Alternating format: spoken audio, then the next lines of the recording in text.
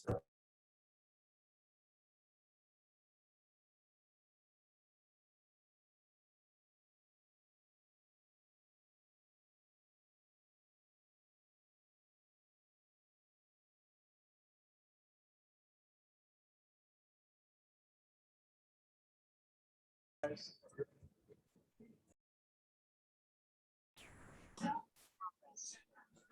in progress.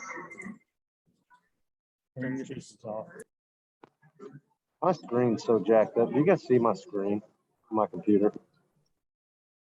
Yeah, you. Oh, really? Come here and look at. Does it say it looks good? Look at mine right here. Okay,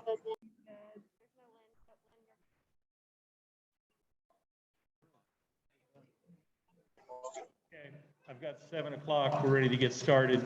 Scott, how you doing? If you would, please rise and join me for the Pledge of Allegiance. I pledge allegiance to the flag of the United States of America and to the republic for which it stands, one nation, under God, indivisible, with liberty and justice for all.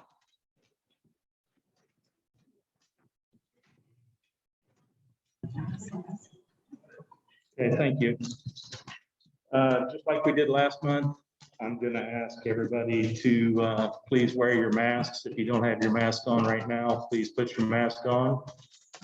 We're still required by our mask requirements to mask inside the buildings. I'm also going to ask that as we go through the meeting tonight, we treat each other with respect, we treat each other with dignity, and we conduct the business of the district going forward. Okay. Got adoption notification of the agenda. 7.1, does anyone have any changes or modifications to the agenda that need to be made?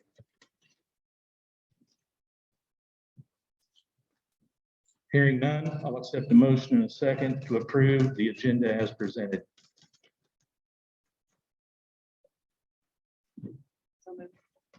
Second. Got a motion in a second to approve the agenda as presented. Please vote.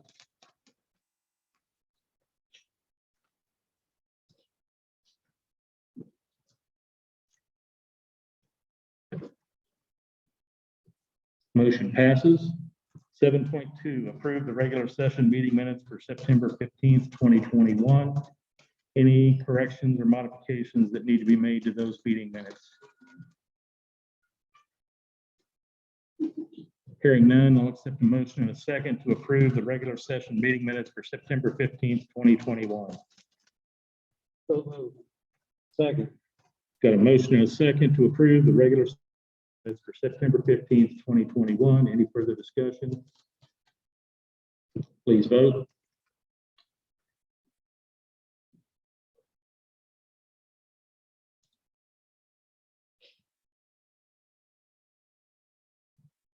Motion passes. 8.0, approval of consent agenda items. 8.1, approved bills for payment, October 2021. 8.2, supplemental pay for October 2021. 8.3, 2021-2022 special education service contract agreements. 8.4, change order TRN 0020, empowered electrical line relocation.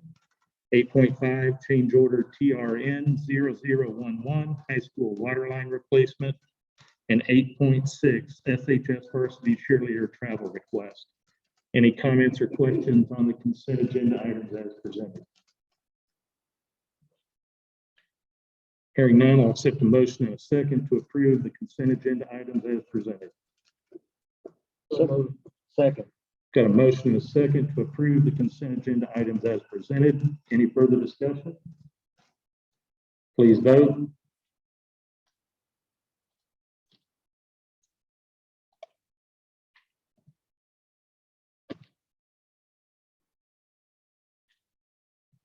Motion passes. 9.0, communications. 9.1, correspondence. Yes, you have a You have a thank you card from Dr. Cradfield.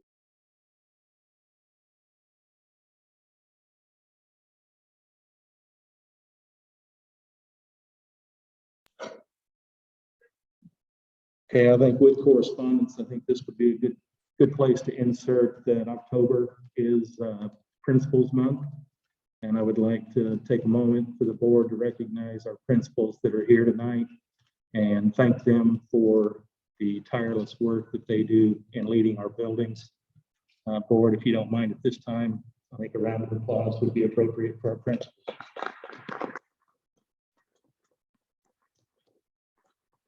Thank you. 9.2, board priorities update. Yes, you have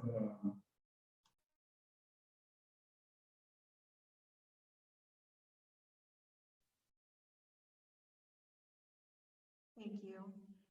In July, I read this statement to the board, which reflects the culture that we're trying to establish in our school district. In the Smithville School District, we believe in respecting the unique traits, backgrounds, and perspectives of individuals and ensuring kindness and equity while emphasizing that people have more commonalities than differences. Some of our students are having a hard time right now with each other's differences, and they're acting on these difficulties in the form of bullying and harassment. That is not the culture that we want to have in our schools. At the middle school and high school in particular, we've seen increased reports of incidents based upon race and perceived or real sexual orientation, but it's not limited to this. We have kids who are being picked on for how they dress, what their hair looks like. There's just a lot of harassment and bullying going on right now. You don't have to like everyone or agree with everyone, but it's not okay to treat others badly. And we'd like to create a culture where kids can feel good about who they are without making others feel bad about themselves. To be clear, the majority of our kids can do this. They're okay with you being you and me being me and going on with their lives. But they don't know what to do when they see others being belittled or bullied. To that end, we would like to bring in a consultant to provide some training for students and staff. And that consultant is Jamie Grayson. His organization is called People of All Colors Succeed. For students, he would work in small groups with selected students. Those students would represent all social groups and grade levels. We would like to have 80 students at the middle school and 120 students at the high school. He and his staff would come in and work with these small groups of kids for 3 sessions. During the school day, it would be 1 hour per session. The topics that would be addressed in this training and in these conversations would be, why do we tend to categorize people and put them into boxes? How do we respond appropriately if we see others being mistreated? And how can we become allies for our peers? The point of doing this would be to empower our students to find commonalities so that they can take care of each other. Our staff would have a similar discussion with their staff, either on an upcoming PD day or during building meetings. Ultimately, treating others with kindness and respect is a life skill. Some of these incidents reflect students who are in protected classes. And our policy to protect those students and the procedures that we follow when those are violated are based upon state and federal law. We need to help our students develop this life skill, not only to respect each other, but what do we do when we need to stand up for each other? Later in the meeting, there's an MOU for this contract that I would like the board to approve. But at this point, I will take any questions or conversation.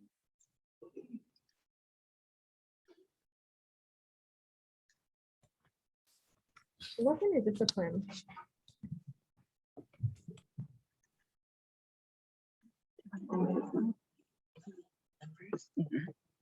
What kind of discipline do we have in place for these violations?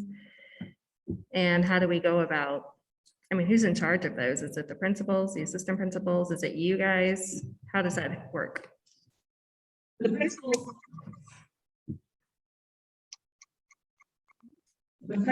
are the ones that have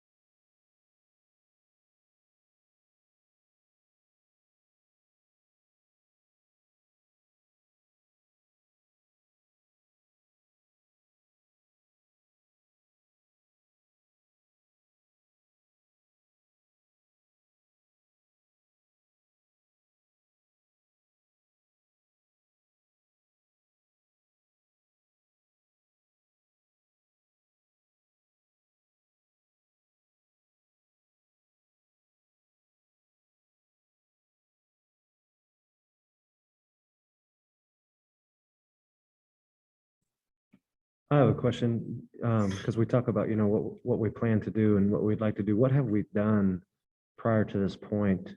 And then do we have opportunities to extend into the primaries to influence and help there as well?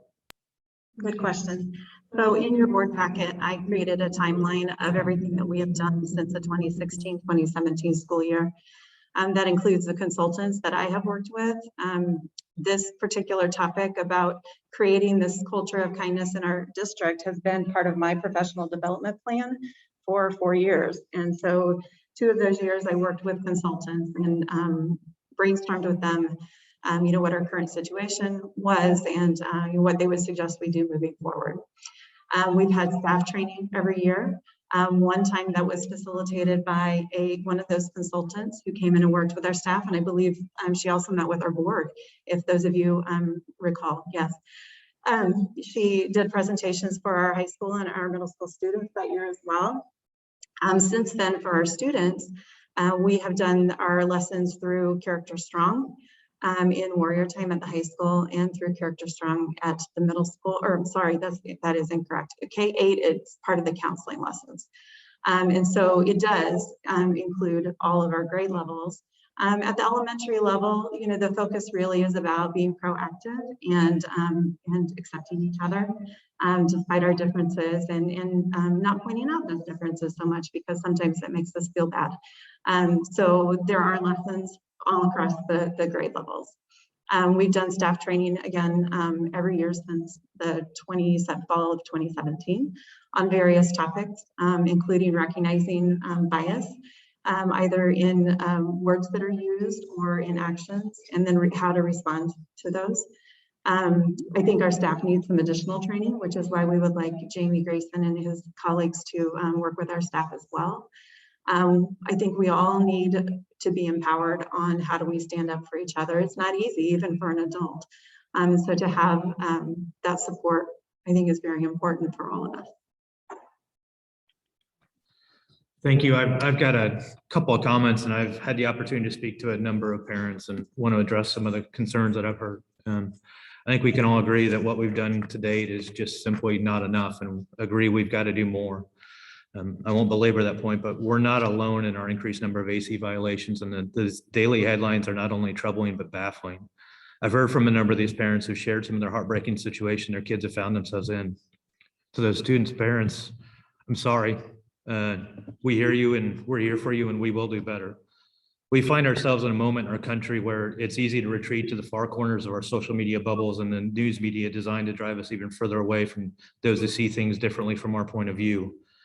Over the course of the past 18 months, I think we've all recognized the effects of social media and the political discontent that's risen from COVID and further the schism that already existed. And the recent testimony of the Facebook whistleblower highlighted those studies and the very effects that I think we're absolutely seeing.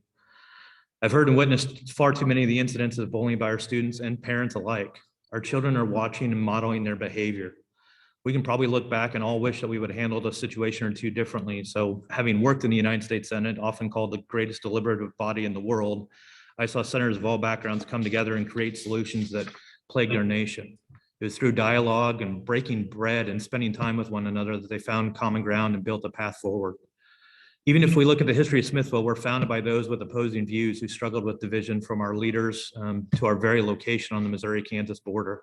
And we've seen hard days and political problems, but time and time again, we've worked together to build a brighter tomorrow. As such, I like what we're doing, and while I wish we could have a national dialogue, I think this has to extend beyond the school district walls. This has to be a community conversation.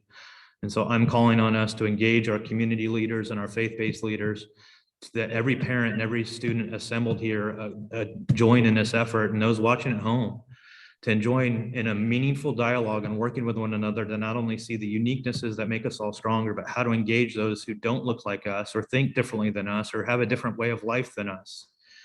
While we must do our part as a district, if our parents don't model the behavior, we're not going to get anywhere either. So I would like to ask that we work together, and I like the engaging the consultant, but believe we need to speak at a broader community and engage more than just the small number of students that we've initially talked about. And we can talk about that when we get to that point, but I strongly believe that this needs to be a community conversation. We can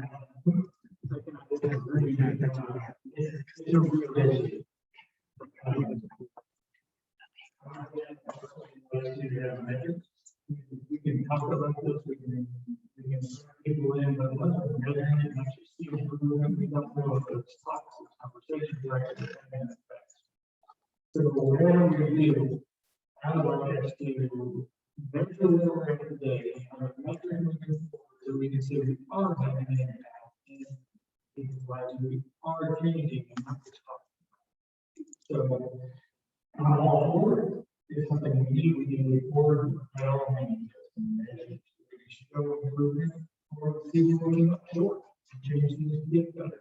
All those measures were just, Yeah, and I agree. The measurements that we've been using for the last 4 years were heavily the AC violation reports that we received. We also have a culture survey that we've used over 3 years. And the results on that survey really didn't vary. I mean, we improved in some areas, we declined in others, but we really put a lot of weight on the policy AC investigations. But what we've learned recently is that we just weren't getting the reports. So things were happening and we didn't realize it. And so we definitely need to choose a different metric that we're going to pay the most attention to. I have compiled a list of people who would like to be a part of planning as we move forward, including how are we going to measure and what does that look like.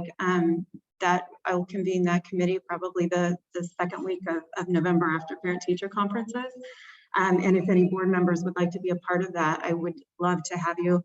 So please let me know and I'll add you to that list. You have to be careful that you don't make a quorum, right, though? Is that correct? Michelle, I don't know if this is the time to ask, but it's about the POAC proposal. I think it's great. I looked at their website, I think it's great, but my concern is why are we only doing 120 high schoolers and 80 middle schoolers? I know it's cost, but we've somehow got to hit every kid, because how are we going to choose those certain ones? I think every kid needs to somehow get some education. That is an excellent question. And so this would be the first step. And if you talk to Jamie and his colleagues, they would say that that part of the importance of these discussions is empowering kids so that they become examples for others and they become, in a way, trainers of behavior. And so this would be our first step into the training. And then we could definitely add additional groups as we go.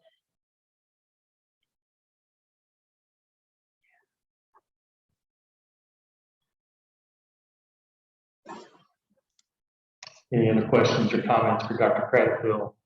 I'm sure we'll get to an additional opportunity for questions later on when this comes up again later in the meeting as well. Okay, hearing none. 9.3, Assistant Superintendent for Academic Services, Dr. Cradfield. I just wanted to let the board know that in anticipation for the annual performance report that should come out in December, I have submitted all of our appeals related to assessments.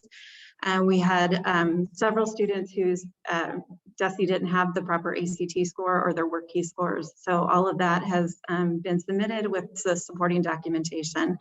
I will say that I expect our score in that category to be lower than it has been in the past because we arrange for every student to have a college entrance type exam every year, but last year we didn't get a good number of our virtual students in. They just chose not to come in on the days that they were scheduled. So we have quite a few students who did not take any type of exam. And again, we have a plan for that for this year, but I do expect those numbers to be lower than normal. The other item that I wanted to let the board know about, unless you have any questions for me, is our district design team for the Kauffman Foundation Real World Learning Grant is in the research phase for the grant development. We have convened this team twice, and we have 3 site visits scheduled to schools in November and December in anticipation of drafting our grant, which will be due to the Kauffman Foundation in March. And that's all I have, unless you have questions for me. You and I's experience. I've been working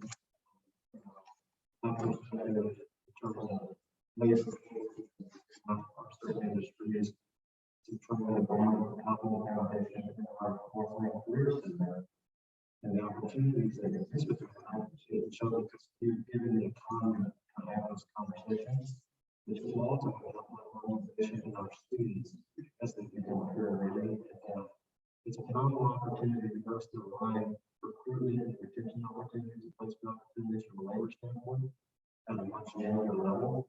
And just want to say thank you. You're welcome. Any other questions or comments for Dr. Cradfield at this time? Okay, 9.4 construction update. Yes, Robert is not here this evening, but you have some documents in your packet that he's prepared for you. Randy, if we could share the screen for the PowerPoint presentation, that would be much appreciated.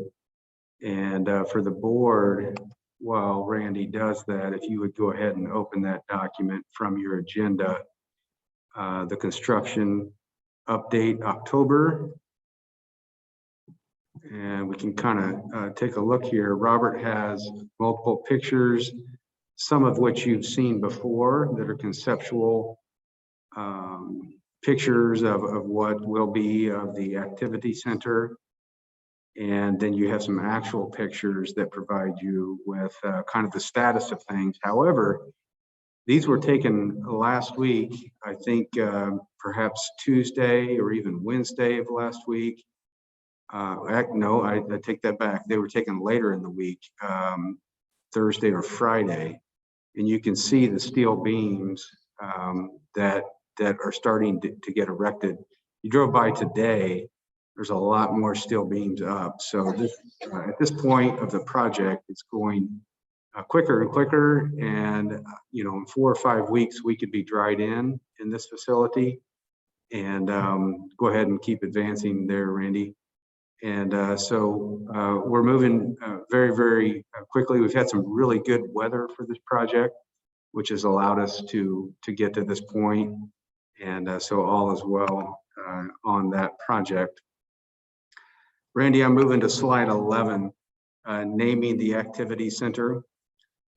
So your policy calls for pulling together a committee of stakeholders to consider naming a building or facility.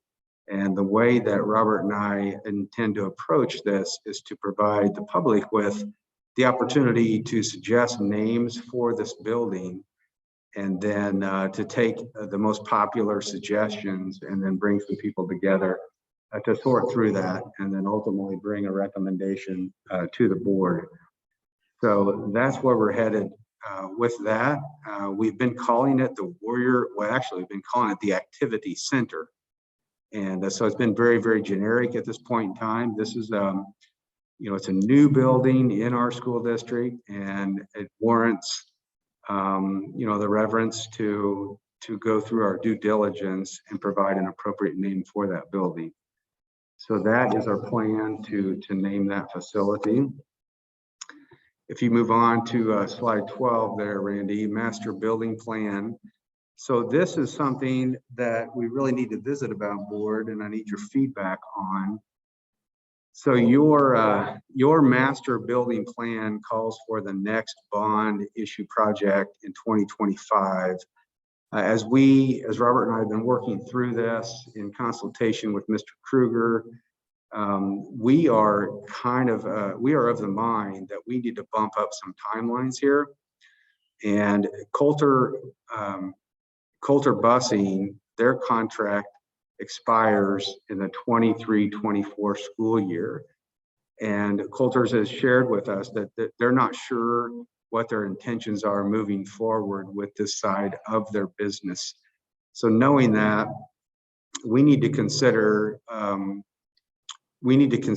having our own busing facility is basically what it boils down to, so that when we put those out to bid on the street for transportation services, we're able to collect more bidders on this project, knowing that they don't need to purchase land, construct a building, and everything of that nature. So we would have the facility, it would be constructed, be ready for operations.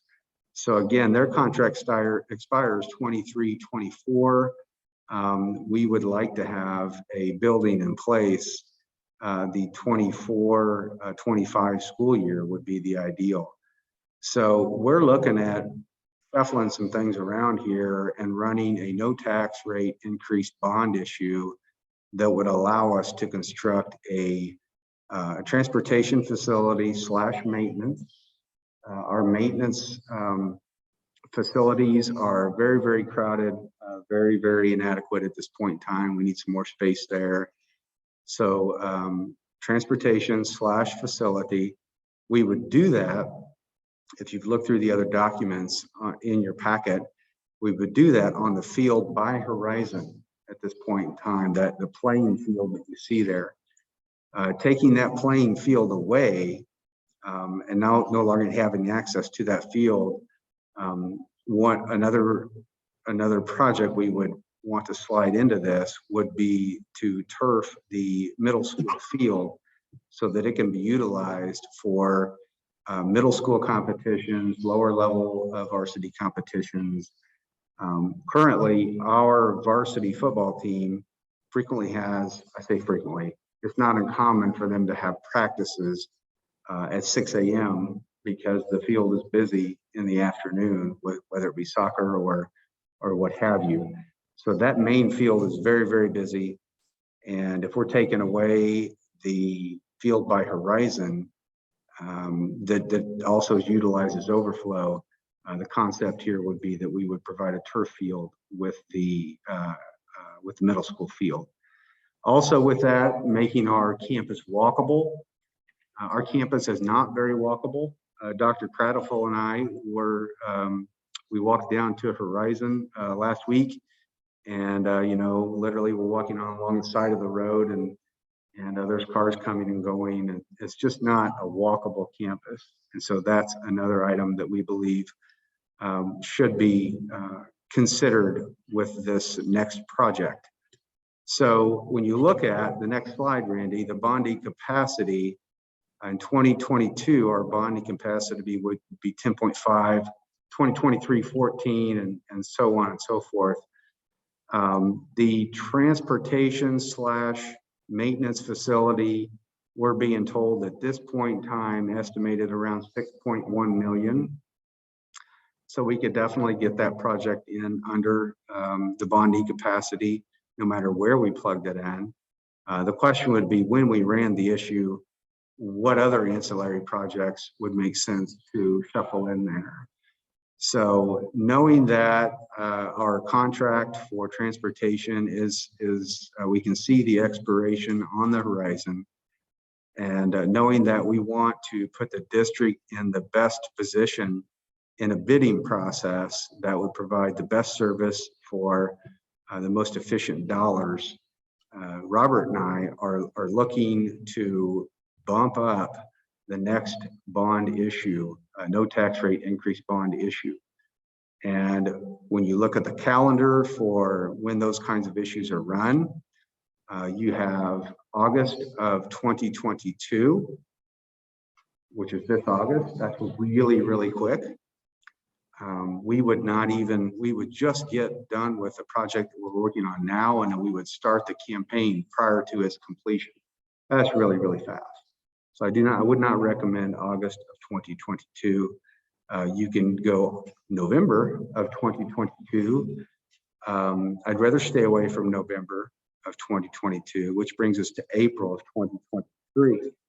So that's kind of where I've zeroed in on, and obviously I need your feedback and your thoughts on this. But April of 2023 leaves us just the 23-24 school year of that last year of the contract to construct the facility and move in. So we visited with our architects, and they feel like that's something that can be accomplished. It may require us to purchase the drawings and the renderings and that kind of architectural work in advance of the issue passing. So that would need to be considered. And we could visit with Coulter's as well in terms of extending for a year or what have you.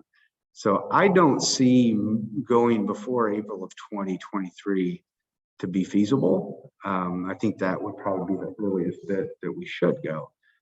But again, the facility we're talking about, the estimate right now is 6.1 million. Turf on the middle school field, for example, is 1.1 million. That would be a maintenance free until it needed to be replaced. And then the sidewalks, I don't have that number in front of me, but all of that could easily fit below your bonding capacity. And again, we don't want to go up to that ceiling, up to that bonding capacity. We want to leave some room for obvious reasons. But at this point, I'm looking at April of 2023. I wanted to introduce that topic to you and give you a chance to give me your feedback on that. So just a couple of comments. So have we solicited any bid alternatives besides us purchasing land? Because so is our challenge that we wouldn't get a company to bid on us and our transportation needs if we didn't have this infrastructure? We have had, in previous bids, we've had minimal interest in other busing companies bidding on that service for that reason. They would have to come in and either lease that space from the current provider or construct a facility. So there's been limited participation in previous bids. So I guess my request would be to be a little more intentional and see what our ROI is versus the investment of a barn facility infrastructure versus an alternative lease program that might work. And what's the difference? That would be what I would need to feel, yes, let's go and do this project. Does it make sense when we look at the return on investment versus a full-fledged leasing opportunity? All right.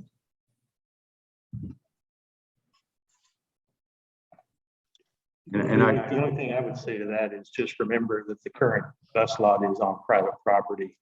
It is not part of the school property. So that would be something there would have to be taken into consideration if they extended something like that. From a timing perspective, I think April 2023 is probably the appropriate time. So to answer that question, that's the appropriate time for something like this.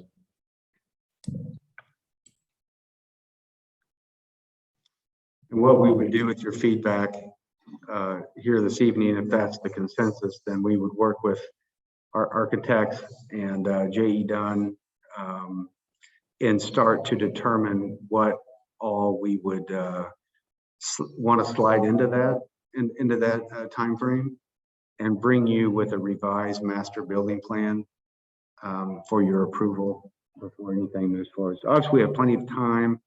I want to introduce the topic tonight and get some initial feedback from you.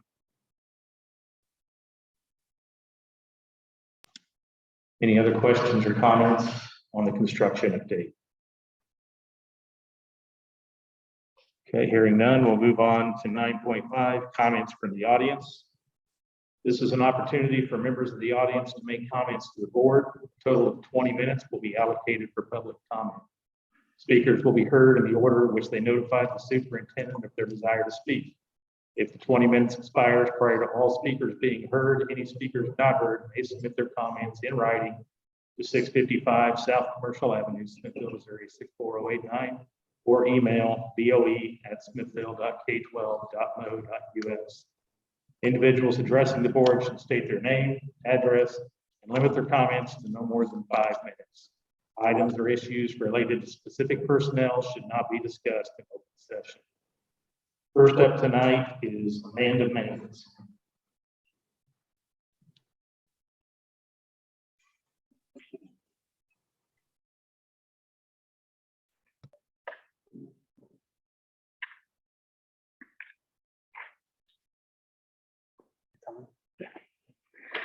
Hi, I'm Amanda Maines, and I live at 800 Northeast 194th Terrace in Smithville. I'm here on behalf of the Fight Like a Princess Foundation. We wanted to Thank you and the Smithville School District for partnering with us for our 4th annual Fight Like a Princess Day toy drive, which benefited the Children's Mercy Hospital. This year, we were able to fundraise about $10,000 worth of toys, art supplies, and cash that benefited Children's Mercy Hospital thanks to your generous donations. Fight Like a Princess was started to help our family cover the cost of medical bills when our youngest daughter, Aowen, was diagnosed with DIPG in June of 2017. On her 5th birthday, September 10th of 2017, the mayor of Smithville declared September 10th Fight Like a Princess Day, and we held a huge birthday bash fundraiser for her in downtown. Aowen passed away on May 13th of 2018. Since her death, we continue to run the foundation in her memory and help other families. September wasn't just Aowen's birthday month, it's also National Childhood Cancer Awareness Month. Every year since her death, we have held the toy drive on her birthday to keep her memory alive, and the school district has participated to support Children's Mercy and help raise awareness for childhood cancer.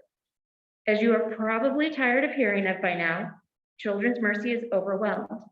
Kids are getting COVID, yes, but they are also getting all the normal stuff: RSV, cardiology problems, cancer, riding their bikes and breaking their arms, you name it. I want to tell you how Children's Mercy will use the toys that we were able to raise together with your help to make these kids have an easier time with their stay.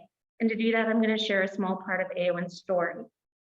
On June 5th of 2017, Aowen fell down her stairs when she went to get ready for bed. What we thought was a clumsy 4-year-old taking a bad tumble turned out to be brain cancer. A few days later, my husband and I took Aowen to our first of many appointments with the head of pediatric oncology at Children's Mercy.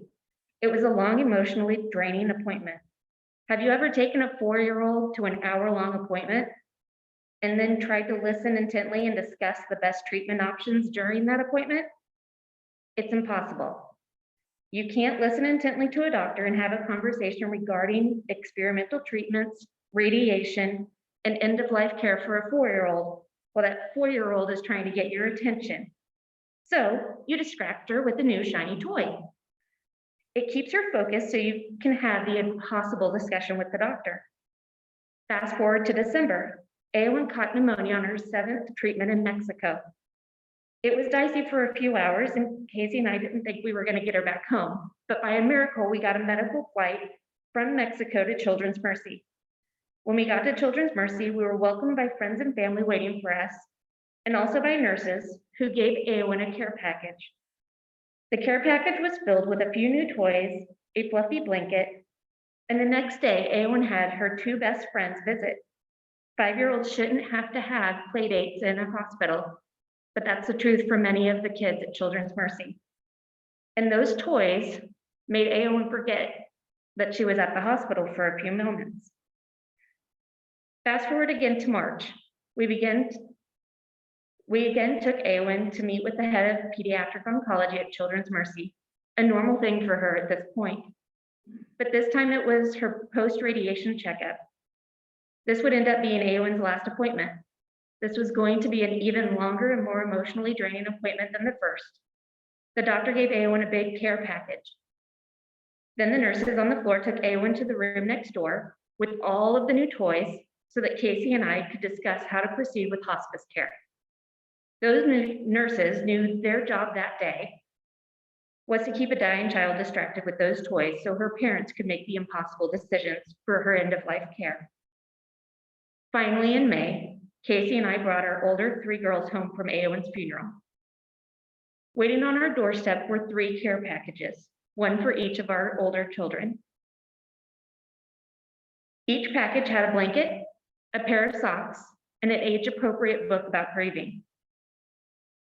We do these toy drives to ensure that every other family that goes to Children's Mercy is able to feel the same comfort and love that we did. We can't thank you enough. We can't thank you enough for your continued partnership with us each year to make Fight Like a Princess Day a success. Thank you.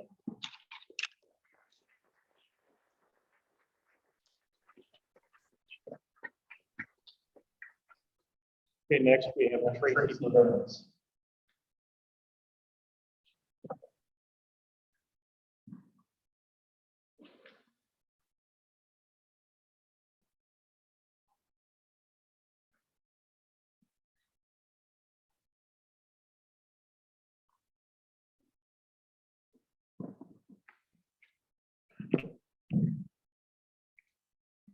Good evening, members of the Smithville School Board and Administration. My name is Tracy Burns and I live at 14605 Langley Court, Smithville, Missouri. I'm currently employed as a pediatric nurse at a large children's hospital. And my opinions are as a private citizen, a youth friend volunteer, and based on 30 years of healthcare experience and evidence-based research. We as adults and parents work diligently to protect and make decisions for children that are difficult and made in the best interest for those who don't have a voice. Wearing masks would not be a choice that a child would choose for themselves. We also know brushing their teeth, bathing, eating well, and sleeping enough would also be choices not independently made by themselves. 3 separate studies were released in September 2021 that showed the evidence of masks on reducing transmission of COVID-19 and keeping schools operational. These studies show that without mask requirements, there was a 3.5 times more likely for COVID outbreaks than with schools without universal masking. In 2 weeks after school started, the cases were almost doubled in schools without masks. As a former school nurse, I can say that unfortunately, students are sent to school ill by caregivers who make that choice for a multitude of reasons. These students are exposing others on the bus and in school until it's realized that they're ill. We all know from experience that we're contagious before becoming symptomatic. Students, especially at the elementary level, could be potentially exposing their whole class for hours or the entire day before showing symptoms that would exclude them from school. Many individuals, especially the young, do not sneeze and cough in a manner to protect others. Children are also known to touch their face, their noses, their mouths without properly sanitizing. And sadly, many people do not wash their hands correctly. Smithville's last dashboard dated 10/13 stated 25 students were quarantined. If they're quarantined, the minimum time, that would be 1,225 classroom instructional hours lost. Mitigation strategies are in place. Our goal is to have children in the classroom, and masks have proven to decrease the spread of COVID-19. During my time as a school nurse, I took care of many students who were newly diagnosed with type 1 diabetes, juvenile arthritis, asthma, and other chronic conditions. We as adults must protect children with underlying health issues as best we can. We also must consider that our children, or even ourselves, may have underlying health conditions or undiagnosed genetic disorders that we're unaware of. But if we were to acquire COVID-19, we would be put at extreme risk. Our common goal is to keep students in school. We all understand the disruption to families when students are quarantined. It affects caregivers' jobs, transition to online learning, and meal insecurity for some students who rely on meals during their school day.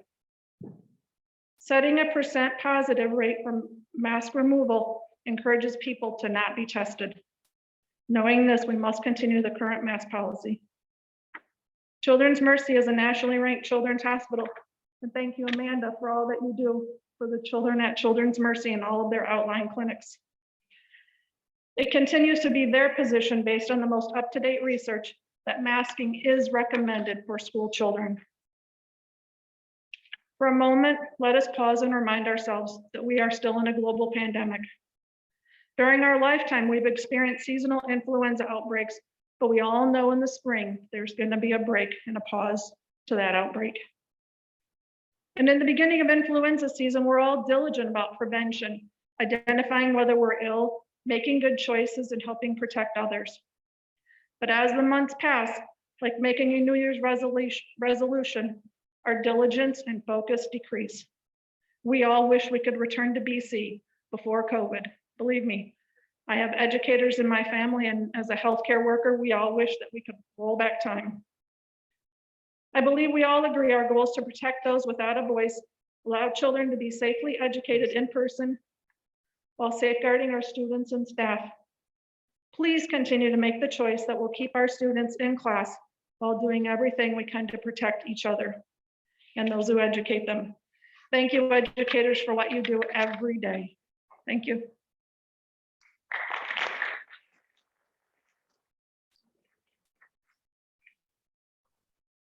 Next up, Michael Krim.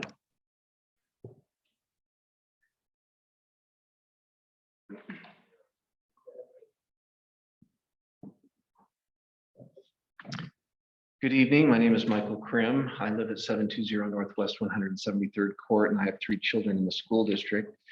I'm one of many Smithville citizens who appreciate the school mask mandate because it follows the public health guidelines from our most trusted and credible public health institutions, namely the CDC, the American Academy of Pediatrics, Children's Mercy Hospital, and our local county health department. And let's be clear, none of us who support the mask mandate love wearing masks. We know it's not the favorite thing of our children, but we know that it is the right and correct thing to do. People who oppose mask mandates will argue that their freedom is being taken away from them, that they should be able to make the decision for themselves what their children wears and whether they wear a mask. And the foundational aspect to this argument rests in the fact that they say that evidence for wearing masks is unproven. They also say that masks are harming their children. I would argue and submit to you that these are false arguments, that they know that masks work, and that what they're really trying to do is hide a more difficult truth. And I'd like you to consider this. Is there anyone in this room who would actively pursue an open abdominal surgery, maybe you needed your appendix out, and be okay with the surgical team not wearing a mask? Is there anyone who could say that? Yeah, well, okay. I find that to be likely untruthful. Is there anyone here in this room, if the case fatality rate for COVID-19 was 20% or higher, would there be anyone in this room who would choose not to wear a mask? Okay. Well, that's really taken some risks. Okay, maybe I was wrong about that, but I think that's likely untrue. So I believe that everyone in the room knows that masks work. And I believe that people who oppose masks, let's just say this, people who oppose masks have considered the fact that they and those around them are not likely to die from the disease. And so they would rather not be inconvenienced, okay? I think that's really part of the calculation here.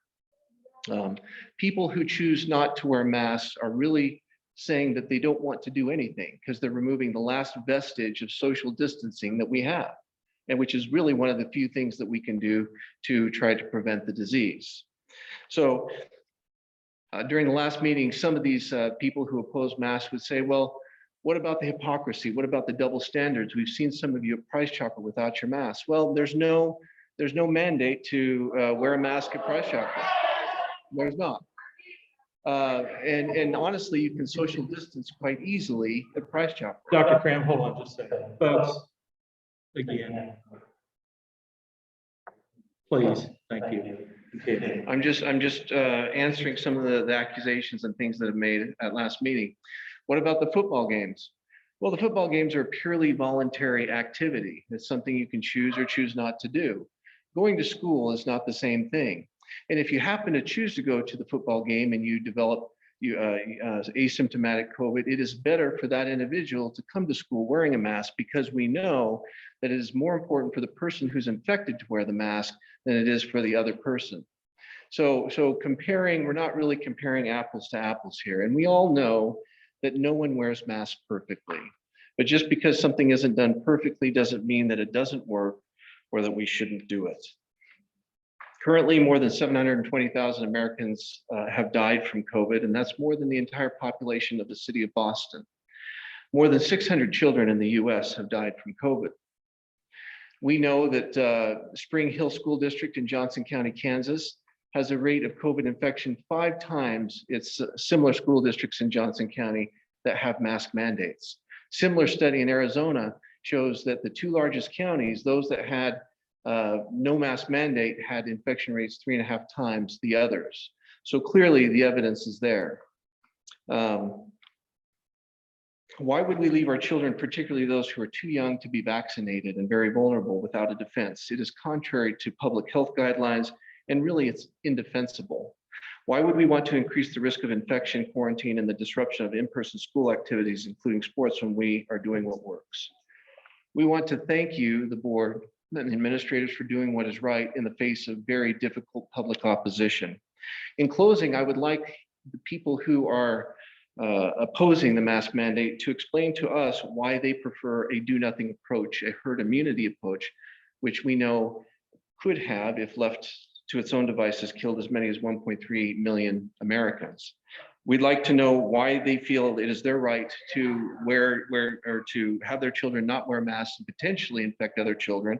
And we'd like them to cite quality studies and evidence that support the contention that mask wearing harms their children when the American Academy of Pediatrics says that it does not. Please address those issues. Thank you.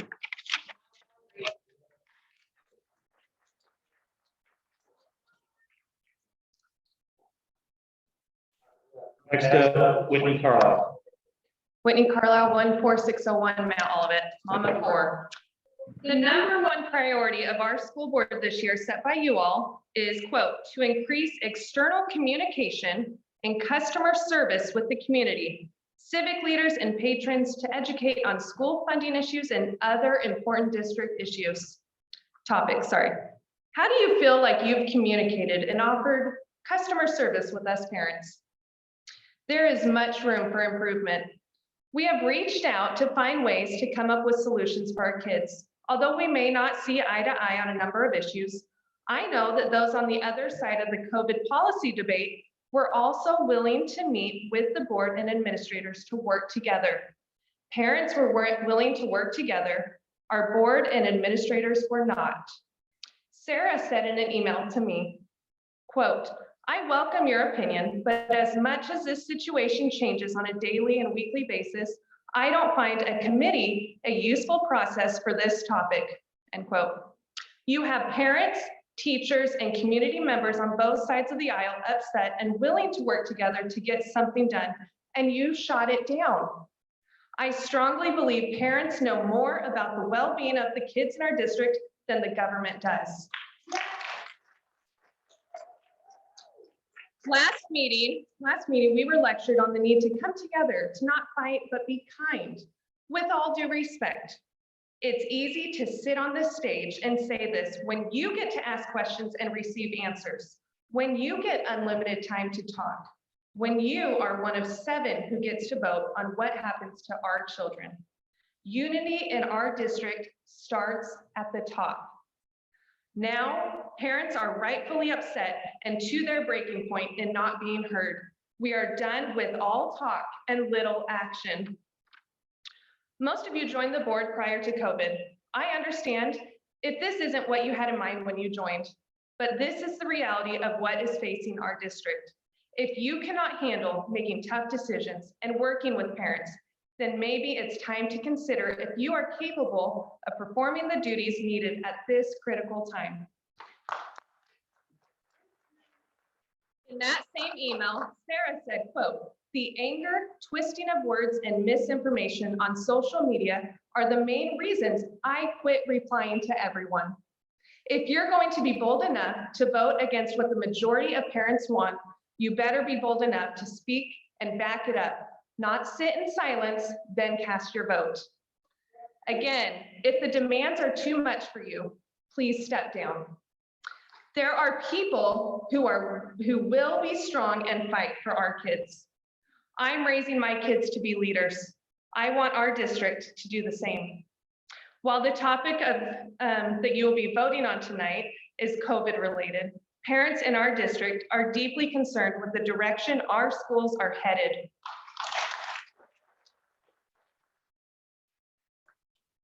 From questionable curriculum, divisive social topics being pushed on our children, what they are being exposed to, it's heavy on us parents wondering if what's being done at school is in line with our personal beliefs and standards. I'd like to see our schools stick to academic learning and leave the parenting to parents. Teachers are already being asked to take on more and more when we have kids in our district who do not know how to read at their grade level. Let's get back to the core of why our children attend school. After last year, we can all agree it takes a special person to be a teacher. I applaud, praise, and respect them. Let them do their job as educators, and us parents will do ours. Concerned about negative enrollment numbers? This is something you can do to keep others from leaving. Jeff, you made your point very clear to myself and others that your #1 priority in deciding how to vote was ICU bed availability. If you are more concerned with ICU beds than our kids, you are on the wrong board.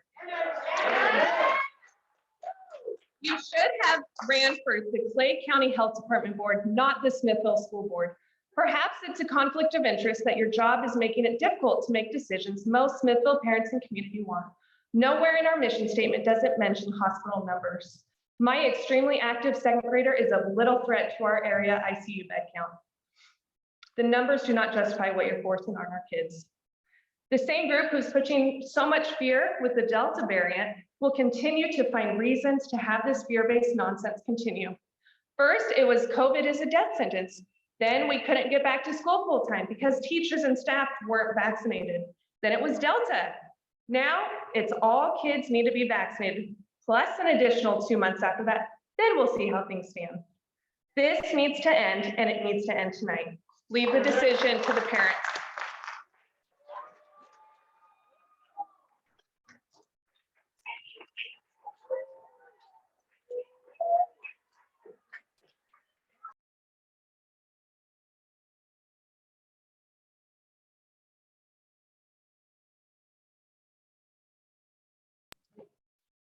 Thank you.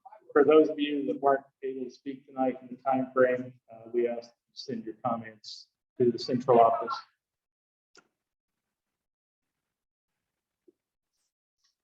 Okay, moving on. Old business 10.1, COVID update. Yeah, so we've got a presentation prepared for you this evening, and Denise and I have been putting this together for some time. So I'm going to turn it over to Denise to get us started.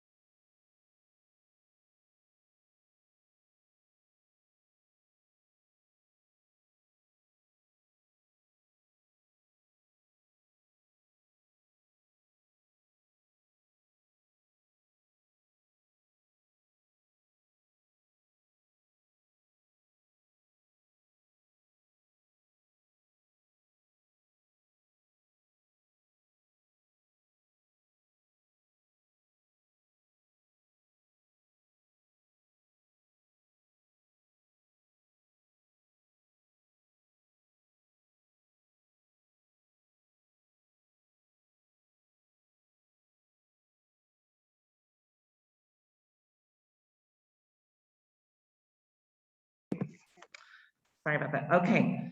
Local data. This is our data that we have been collecting since November 4th as of last year. It shows from November 4th all the way to this week. The blue line is our positive cases. The orange line is our quarantine. This is important so we can see everything that happened last year and where we started this year. Looks like about the end of March, beginning of April, we were really low. Again, masks came off at the end of the school year. You can see that line gradually increasing, and as of late, we've had quite a few positive cases, and that's why that jagged line went up so far at the end of September. So end of September, beginning of October, we had quite a few cases, as you can see there, and you can compare that to where we were last year at the beginning of the year with positive cases. On the next slide, again, this is provided by the county. It pretty much mirrors what I just said. This is ages 5 to 14 is the blue line, ages 15 to 24 is the orange line. I think a big difference between last school year and this school year would be the number of cases at the elementary level versus the high school level. The majority of our kids that were testing positive last year were older, and this year we are seeing several of those in the younger grades, which has been a change. This is from Children's Mercy. You can see again, these are just trend lines again. You can see where it peaked, and you can see that the trend line is moving down. And the age groups are listed. And as of October 19th, there were 8 confirmed positive cases, and this is 1 less than last month that was presented. This information was gathered from Mark, and it shows again our trend line. So looking at our local data, our county data, and then this is our region for Clay County. Again, you can see it jumped up at the beginning of September, and it is trending down. Next one as well, this is interesting. You can see last month, Clay County was the 3rd from the bottom. This time we're up towards the top. However, the number of cases have decreased. And that's us compared to our region. So that's just an interesting point. The next slide, again, is our county and region. You can see right now there's 152 cases and the positivity rate is 9.13%. Since 9/19 to 9/25, you can see that that is decreasing. So we are moving in the right direction.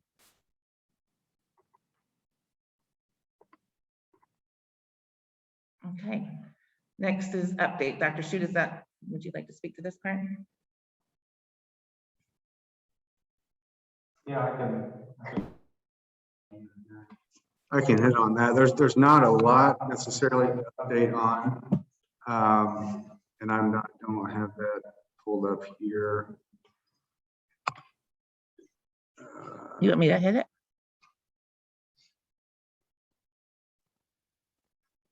Yeah. This one? Go ahead, Denise, hit the updates there. I'll catch up. Okay. So for the updates, we see the FDA meets on 10.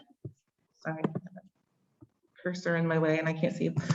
The FDA meets on 10/26 to consider vaccines for children ages 5 to 11, and a ruling is expected as early as 10/31. So that vaccination for young students is coming. The status of the mask requirements in the metro remains largely unchanged. RAPEC did drop their mask requirement in September and has opted to keep this practice with gating criteria to guide them forward regarding masking. And lastly, Park Hill voted 6-1 to extend their masking requirement until the end of second quarter. Many of our boards around us are meeting as you are at this time. So additional decisions we don't have at this time, but we do know Park Hill's decision because that's very recent.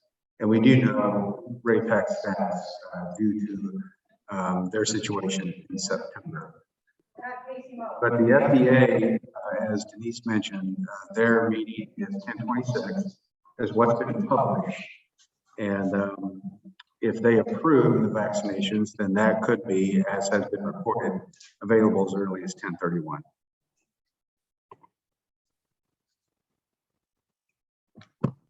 Okay, next slide. One thing that's important, Dr. Schutz, do you want to continue? You tell me if I need to. Sure. Yeah, one of the things that was really, really important for us to consider is the quarantine requirement from the Missouri State High School Association, MISHA. So they require that your school districts follow the quarantine guidelines of your county. If you do not follow the quarantine guidelines of your county, you could be subject to forfeiting competition. And as you can see here in the statement, which is taken directly from a letter of the executive director of MISHA, you could be sanctioned from the postseason competition. So that is really, really important to consider moving forward. MISHA has taken a very, very strong position on quarantines, and that school districts must follow their local guidelines or be subject to forfeiting competition.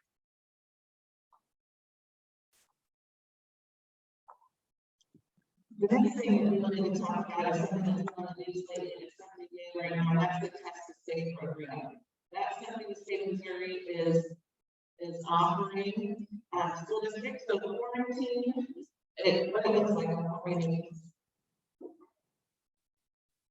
Okay. What that means is you quarantine outside of the school setting, but to stay in school and participate in extracurriculars if you do the following. And that would be the close contact does not include household exposure, so you're not living with the person that's positive. You do not develop symptoms of COVID-19 throughout the full duration of 14 days.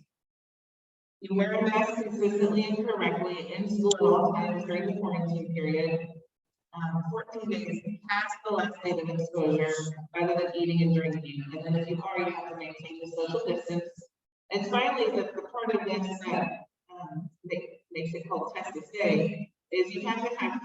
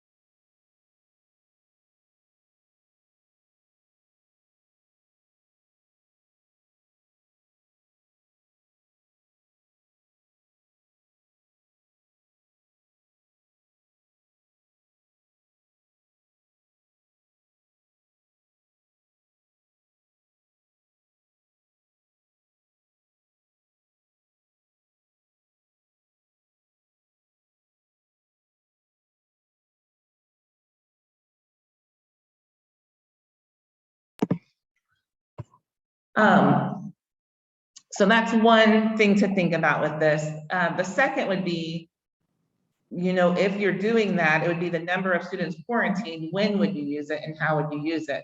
Would it be like right now, if you're masked, it would be those students potentially exposed at lunch or in an activity, they would have an opportunity to stay. If you were unmasked and doing this, you would have to draw a line because there would be no way our nursing staff could keep up with this type of testing on a regular basis. We'd have to figure out a solution to that. So just a couple of things to think about. Next slide, please.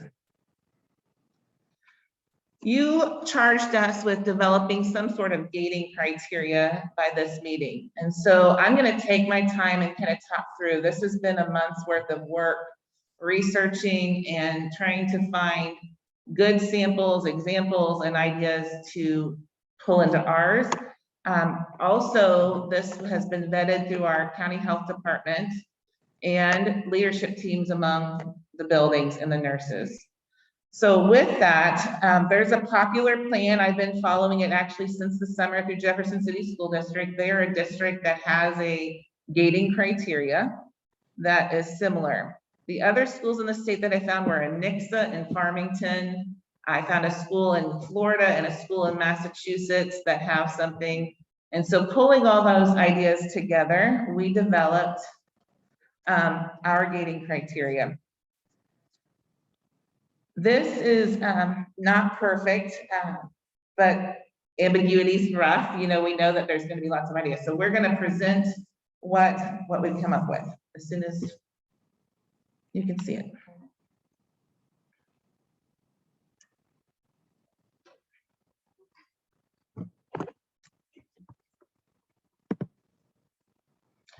This criteria, and I'll keep speaking to it while he's working on getting it pulled up.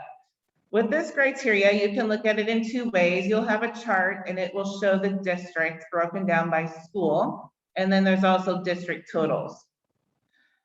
Those schools were then, we took the number of students and staff members and put those on there. So we have all full-time staff members and students to create the number in that school. Then we created categories, and those categories would be a red, green, and yellow category. And then the criteria that fall under those categories. They are broken down by a percentage and also a number of students. And I don't really feel like I can go on until we get this. Is there another way to share it with him besides in the slide? I can, is that what he wants? Well, I had that problem before and it I wouldn't. had a request for a 5-minute restroom break. So I get a motion and a second for a quick break. A motion and a second, and take a 5-minute break while they get the slide presentation. Can you just share it with him? in another one? Randy, I just shared it with you if that helps. Sorry, all in favor, please raise your hand. Okay, we'll take a 5-minute break while we get the presentation.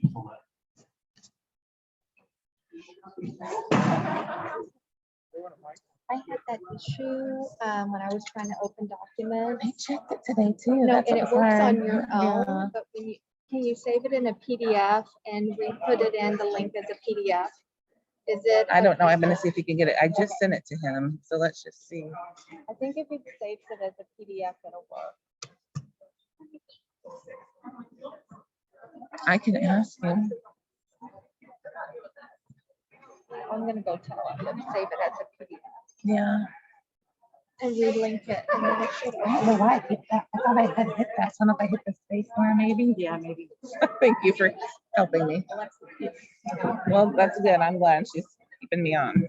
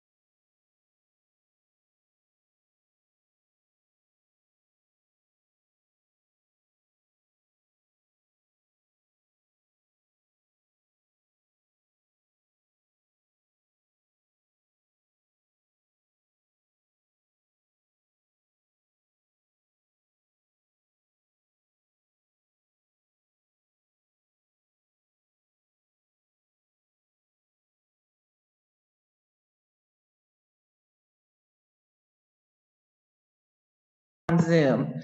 So I've shared my screen on Zoom so people online can see it. I know that doesn't help the people in the room.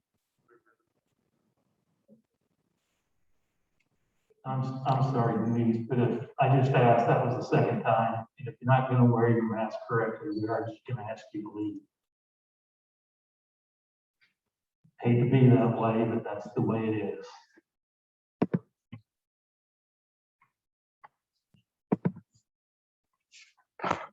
Okay, It's over there.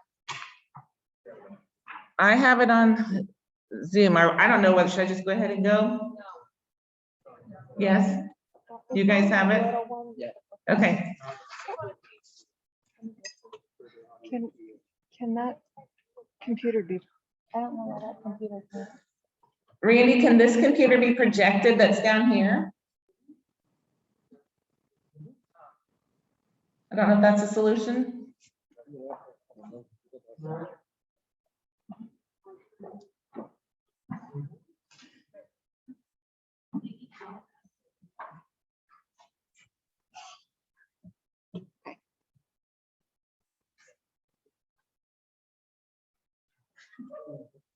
You can do it in Zoom, and I apologize. It's on that screen right It's there. there. Yeah, can you, that computer right there, can that be hooked up to the projector?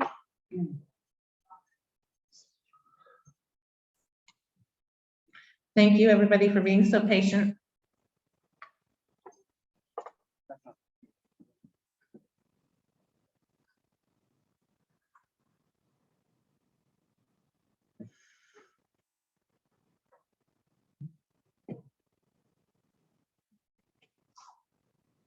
Okay. So this is complex, so I'll try to go slow and I'm sure you'll have questions for me. So as I stated, at the top of the screen, you can see the gating criteria. It is broken down by school building, and I have the total population numbers as well as the percentages. So for example, in this scenario, green would be 0 to 1% positivity rate of students and staff. Yellow would be 1.1 to 4%, and red would be 4.1% and greater. And then broken down, so what does that mean? Per school, you have the total population numbers and what those percents equivalent to. So you can have 0 to 10 students that are not, to be positive, that still remain in the green, 11 to 40 to be in the yellow, and 41 and over in the red at the high school, and so on.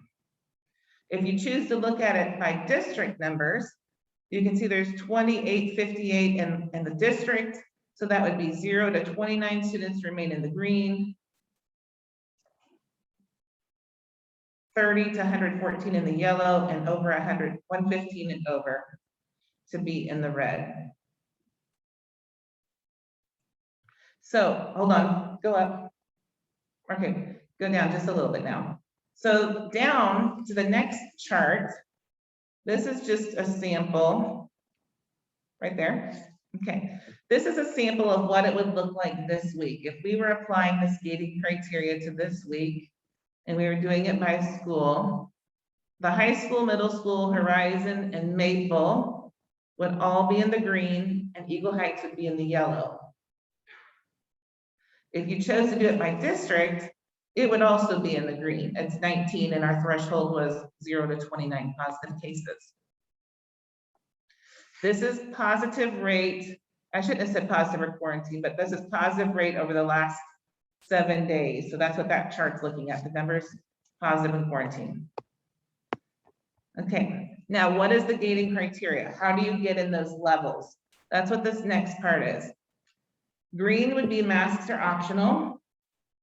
Yellow would be masks in high traffic areas, hallways, assemblies, gyms, like where many students are gathering, in small groups or one-on-one, or anywhere you cannot maintain a distance of 3 feet or more.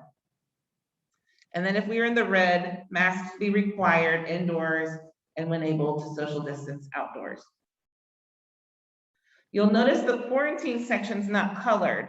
And this is because of our MSHA guidance in our county.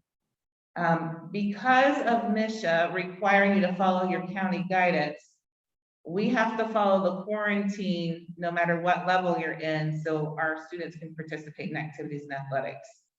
So what that means, no quarantines required if both infected and exposed are correctly wearing masks. Snug over the mouth and nose without gaps or holes, nothing mesh, nothing see-through, has to fit tightly during the exposure. The exposed individual should monitor for symptoms and isolate if they become ill. They should continue to wear a mask at all times. Any individual, unless you're fully vaccinated or at least 2 weeks from receipt of final dose and remain asymptomatic, who is a close contact with someone who tests positive, will need to quarantine for 7 days. You can return on day 8, provided the exposed individual remains asymptomatic and has a negative PCR test on day 5 or after. You can quarantine for 10 days and return on day 11 without the PCR test. A mask should be worn through day 14. So we don't worry about that right now since we're doing universal masking, everybody wears a mask. But if we would happen to go to the yellow or the green, just know that that masking would have to take place for 14 days. If you're unable to wear a mask in general or for an activity, you would need to complete the 14-day quarantine or avoid any activities in which you cannot wear a mask until the end of day 14. Again, if both parties are masks, then you wouldn't need to quarantine. Persons testing positive, regardless of vaccination status, should isolate for 10 days and will continue to collaborate to contact trace. So that is very much the same as what we're doing now, other than the masking would have to remain for 14 days if we ever went without the masks, because masks have to be on for 14 days. Whenever I looked at Jefferson City's plan, for example, their quarantine guidance changed. And initially that's kind of what we had explored as well, but their county guidelines are different. So as I was meeting with our county going over our plan, that was a point that I brought up. You know, it's challenging when different counties have different rules, because then everybody's not the same. But because Misha has taken such a strong stance that you have to follow your county, that's why our quarantine guidelines are as such. The other mitigation measures down the chart, in the green, masks would be required on school bus at all levels because that's a federal mandate. Masks must remain on a bus no matter what level we'd be in. Social distancing wouldn't be required necessarily if we remove masks. 3 foot in the yellow and then maintaining it in the red. Classes would need to cohort again for recess. Masks would be required for outdoor events if you cannot maintain a social distance. Going down on field trips, they would be permitted. For green and yellow, of course, you have to have mitigation measures in place for the yellow, or no field trips if we ever got to the red. Going to visitors would be allowed, but what must wear masks no matter what. In the green, we still think visitors, because you're in a congregate setting, you're around each other, so visitors coming in would need to remain masks. Would need to wear masks regardless of that status. And if we got to the red, no visitors would be allowed. And finally, assemblies are permitted if you can have social distancing. Masks are required if you can't spread out. In the yellow, assemblies are permitted, but masks are required again, and then you would have restricted assemblies in the red. Other implied measures, these implied measures are things that we have been posting since COVID started. So hand washing and respiratory etiquette, cleaning and maintaining healthy facilities, and contact tracing. We'll have to contact trace no matter what. Additional metrics to consider.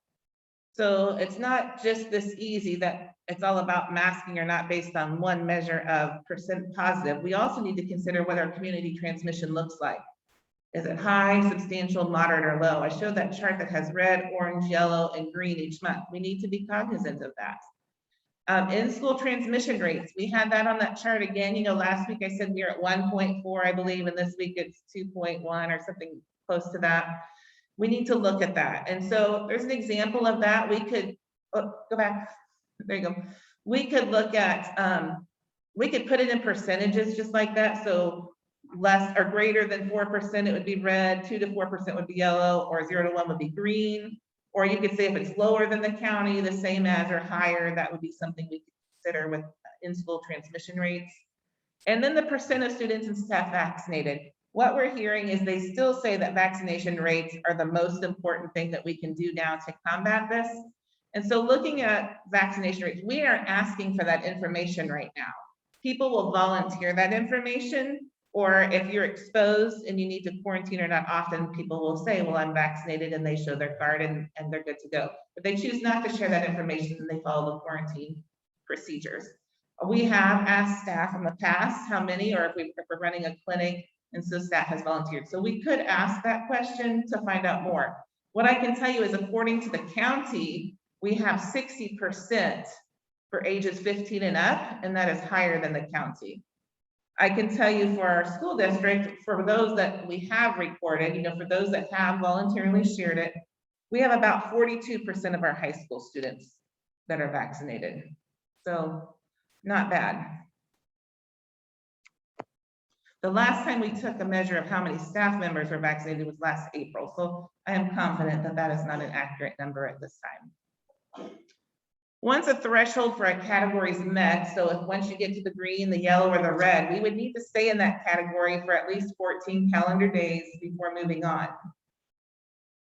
The hard thing about, unless you would have to get more restrictive, of course, we can make that if we saw that we had an outbreak or an exposure and it was, it was bad, we would move quicker. I will talk more about that in just a minute. In the case of an outbreak where multiple teachers, students, or staff within the same group may test positive, the school district would work with the health department to determine if the cases are related and if in-school transmission has occurred. In these instances, additional preventative measures, including masking and quarantine, may be put in place regardless of this level. So the school district would request the latitude to be able to make those decisions as we are now, because if that's happening, and it has happened in our district, we've had a classroom we had to quarantine because of multiple cases. To date, I was doing a rough estimate. I had a parent reach out and ask how many in-school transmissions, and if my estimates are correct, and again, you do your best to look at your contact tracing and find out, we've had about 14 in-school transmissions this year. Okay, that is the gating criteria. I have some other things on the next. If I want to look at another. Is it on the same? I'm gonna unstop share and then we'll go back to the other PowerPoint.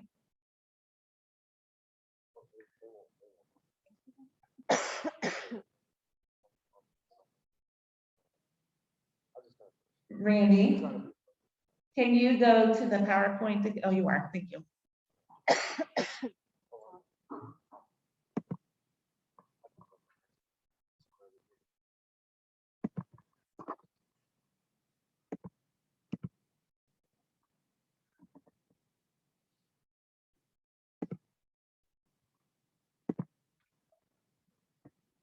Okay. So some gating criteria feedback, like I said before, this was shared with our leadership teams, our nurses and administration. And here's some key points that, that we took away from that. There were 22 respondents. 2/3 desired to leave universal masking in place, either because kids are used to it now or because they feel like it's safer. 1/4 would like to wait to remove masks until students ages 5 to 12 can be fully vaccinated. 1/4 like the idea of choice. Individuals that like the gating criteria felt like it was fair, and they like that we use our data versus a county or a region.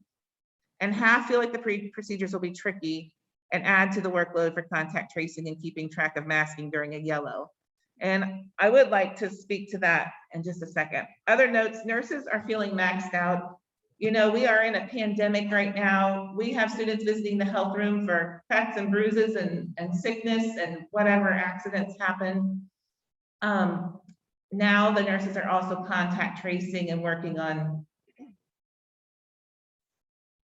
COVID issues. So it's taking a lot of their time. And so it really has been an additional workload to them and the building principals who are helping contact trace. It's a struggle for staff to constantly remind students to wear masks properly. That is an ongoing battle. Just because they forget or they slide down or whatever reason there might be. Communication is key. If we went to something like this, we would have to decide who's communicating and when and have that decision made right away so it's effective and efficient for parents and staff alike.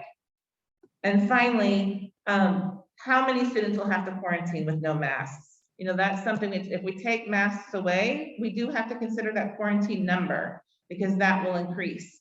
This year, you know, students are using Launch for our virtual instruction. Teachers are not providing that. And if we have more students going, what's going to happen to the education of those students? It's something to consider. Also in the yellow area, I love the idea that kids can take their masks off for times if they're socially distanced, but then the contact tracing will have to occur of, you know, who's been around who. And secondly, if somebody has been exposed in a different setting and they have to wear that for 14 days, keeping track of which kids have to wear it, which kids don't, and you know, who's tracking that and how are they keeping track? That's going to be a challenge. It'll be something to work through. Again, this was given to the county as far as that. I've met with Ashley Wagner several times getting criteria. They proposed something differently, the per 100,000 cases. We're not following that. I'm not recommending that because if you looked at those numbers, you would have one student in the district that's positive to be in the yellow and 2 students in the district to be in the red. And that's just not realistic either. So that is a piece that we did not take. Considerations. Dr. Sheets, you want me to keep going? Or would you like to speak to this part? I can speak to this part and you can chime in. So looking at the gating criteria, what considerations would the administration like to point out? First of all, would we apply the gating criteria by school or by the entire district? Denise has showed that to you in both formats, and I believe you can make an argument for either case. So one school could have a lot of cases in it, relatively a lot of cases, and another have none. Would we apply then the entire district to be under a certain category because one school has a lot of cases? On the other hand, we're a smaller community and the kids with the school with a lot of cases are, some of them are going to have siblings in a school with 0 cases. So as far as operationally and being able to apply policies district-wide, it would be easier to do that by the district. Making quarantines less restrictive, that's certainly something that we have, as we've gone through this over the last 18 months, our goal is to keep kids in school, and we're interested in any quarantine policy that would be less restrictive so we can keep kids in school. But again, there's that MISHA rule, and I'm not interested in jeopardizing the competitions our kids are involved in to go outside MISHA's rule. So the removing mask within 3 feet, Denise alluded to that. That's what I boil the yellow zone down to, is if you're 3 feet or greater distance from someone, you can take your mask off. That's what it boils down to. So that, from an operations perspective, that will take some time to get used to.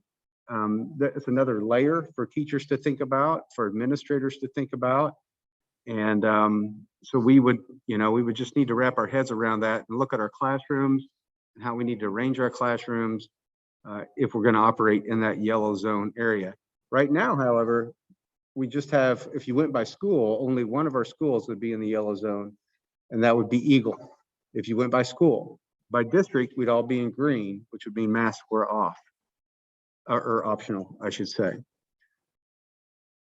I mentioned this to the board already previously. If we were to make any changes this evening, we would ask that you give us some time administratively to prepare for those changes. Meeting November 1st would be the date we would ask that these changes would take effect. That gives administrators time to work with our teachers, to get prepared for the changes in policy. Our communication will be got posted online. Here are our COVID policies, so to speak. We could make those changes as well. So we would ask for some time, should you conclude this evening with making changes to our masking policy. And then finally, Denise has scheduled some vaccination clinics November 3rd and December 1st. If I may. Yep, go right ahead. To speak to the vaccination clinic, we're using Heart to Heart International. That's who we're working with through the Clay County Health Department. They are scheduled November 3rd. They're not only for our students and staff, but for any community members that are interested. We will advertise that. There's a time frame. It's open. We chose those 2 dates so you could get a first dose and a second dose. It would be amazing if that dosage for our young students were offered then, but it's kind of a wait and see, you know, when it's released and if dosages are available. If not, and they're available December 1st, then I will try to set up a third clinic so there's going to be a first dose and a second dose at that time. Okay, thank you. Moving on to the recommendations. So the data is clear. The Delta variant is retreating, and that's fantastic news. I know we're all very pleased with that. Our cases did jump up a little bit this week from last week, from 10 to 19. Our in-school transmission jumped up a little bit as well. That is just a 1 week time frame. So it's bound to go up and down a little bit.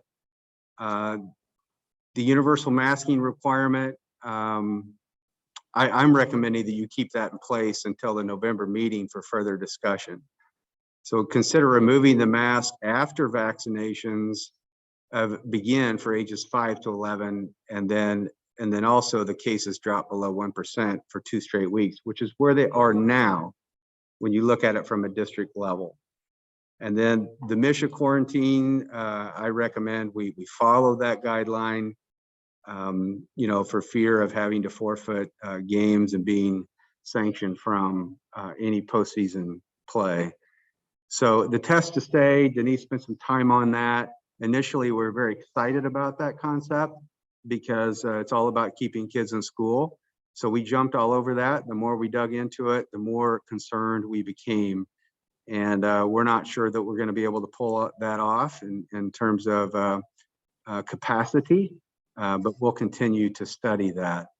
So if you compare our experience this year to last year, when we started to do things like bringing kids out of the hybrid environment and removing masks towards the end of the year, COVID is still very active in our environment compared to those times when we made those moves. So again, my recommendation is that we maintain the mask requirement to your November board meeting. And then at that time, I think we need to consider the gating criteria when vaccination begins for ages 5 to 11. We're below 1% now. I expect that will continue to be the case because we are dropping. And we'll move forward from there. So those are my recommendations.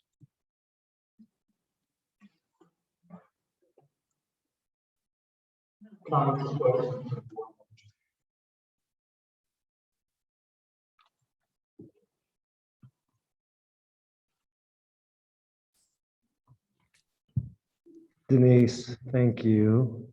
And I thank you guys for all your time and energy spent. And Mr. Blomker, I think the notion and the idea from the last meeting and all the work you put in behind the scenes on growing this idea, because I know it's been a lot. Can I ask a question? What would you, so in terms of the latitude and flexibility for you guys to put everybody in masks, have you identified a threshold and what that metric would be in your opinion? If you had to go outside the gating criteria, you requested that you'd have the option to put everybody back in mask if you had a wide out spread outbreak, etc. What is that threshold and have you identified it? Currently, the county says 2 or more students.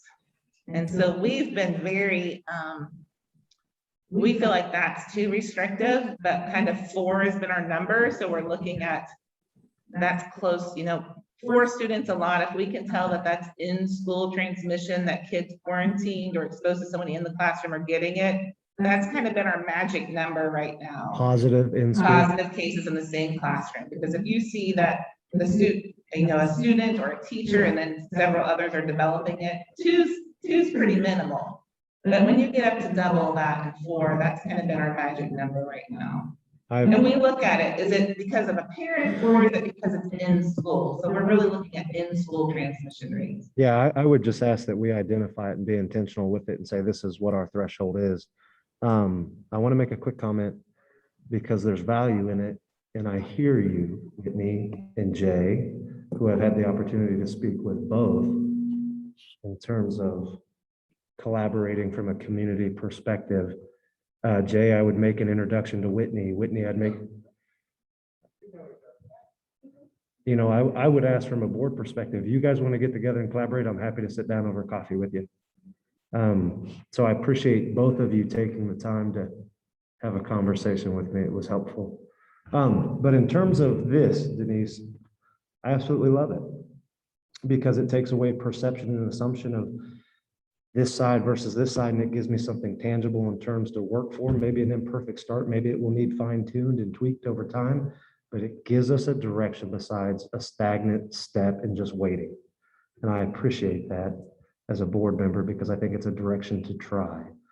I also think if it's a valuable direction, I don't see the need to wait until the end of November if there's merit to it. And also respect the preparation and operations perspective of getting everything aligned up for it.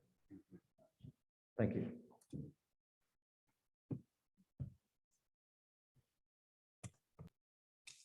Yeah, thank you for putting this all together. This is really good. I do agree that the data and everything is good, and I agree with what Ian said. My concern is I think we need to wait until the vaccinations can be chosen for the ages 5 to 11. We talk about parent choices, and I agree with that, but these parents haven't had the choice to get their kids vaccinated yet. So I think we need to wait for that. Hopefully it is coming out. We can get that done and then everything keeps going done. I think we have to give them the choice to do it and the time to get it done. And then I do agree. I know a lot of people, we have to follow the MSHA guidelines. And I know some people will say, well, that's just athletes. It's not, it's people in band, it's people in choir. I mean, there is other things, and it's an important thing that we do have to follow. So I guess that's just my feelings. I do have one more piece of information I forgot to share. So if I can have the privilege to do that. Something we need to think about too is our staff. And I failed to mention that, and I should have put it in the presentation. But we need to think about our substitute availability. If people, and this isn't pointing one way or the other, but if teachers are getting sick or if there's more teachers exposed, for example, our substitute rate is something we really need to consider. So last year, at the beginning of the year, we were at August 95%, September 91%, October 91%. And this year, August 90%, September 72%, and October 75%. Thank you, Kim, for pulling that percent of filled rate. So that is a concern for our students, and it's a concern for our staff, that if we do have a case where more teachers are having to quarantine, we are struggling to find people to fill those positions. So it's just another piece of information for you.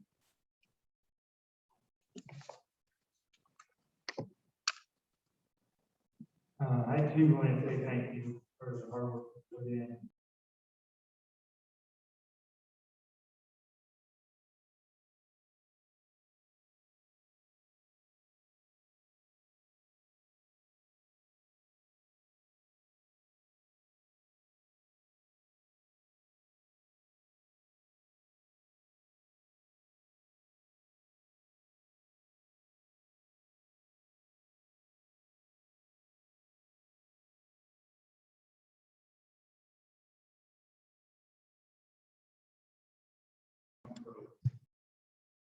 It's my opinion, it'll depend upon the motion.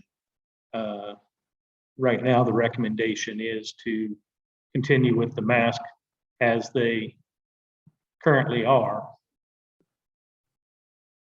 But if we want to make a modification to that, then we would have to, it would depend on how the motion was presented.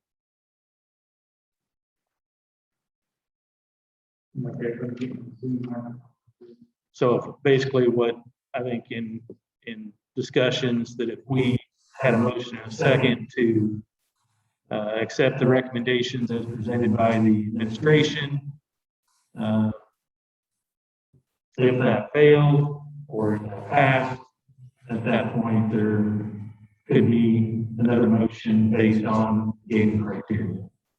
So, you know, it's just gonna kind of depend on how the motion's put and how the final states. We can mix and match, you know, we basically, based on the motions, I think we can. That's fair. The last thing I want to say on the topic itself is it is a good place to start. And I think we need to understand that this is going to have to be somewhat of a fluid document as we learn more. And Denise, if some of these other concerns are something that needs to be added to the gating criteria, I think we can come back and revisit this regularly because it's going to have to be a fluid document to work and work well. We're not going to get it right straight out of the box. So again, thank you for the work you've done and your whole team. Kudos, much appreciated.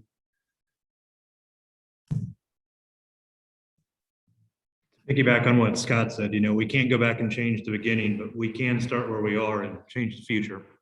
I think this is a great effort in that direction. This is the bulk of what I've kind of asked for all along is let's utilize the data to make a data-driven decision and remove the emotion from it. I appreciate this is a very high emotional topic. I think this criteria gets us started. I do believe we need to follow the guidelines for quarantine to maintain our eligibility and for those students who participate in those activities. And I fully agree that we need to provide some time for parents to adjust to whatever decision is made tonight, should we make a change. I appreciate that, you know, the discussion on the elementary students maybe not having the opportunity for a vaccine, but I think we've got enough data and we've got enough of a criteria here that it's my suggestion that we proceed with adopting a gating criteria, whether that includes just the middle school and high school where those students have had the opportunity. And we later phase in and pick a date to phase in the elementary school, or whether we adopt and move forward. That is how I feel about this, and believe that this creates a pathway forward based on data and removes the emotion to create a better future for ourselves.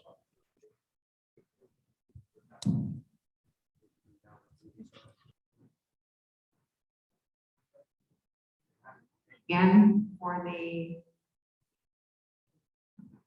Remind me again for if we were to adopt the gating criteria, how often are we looking at these numbers to go in and out of the yellow, green, and red? what we propose is, you know, I collect the data weekly.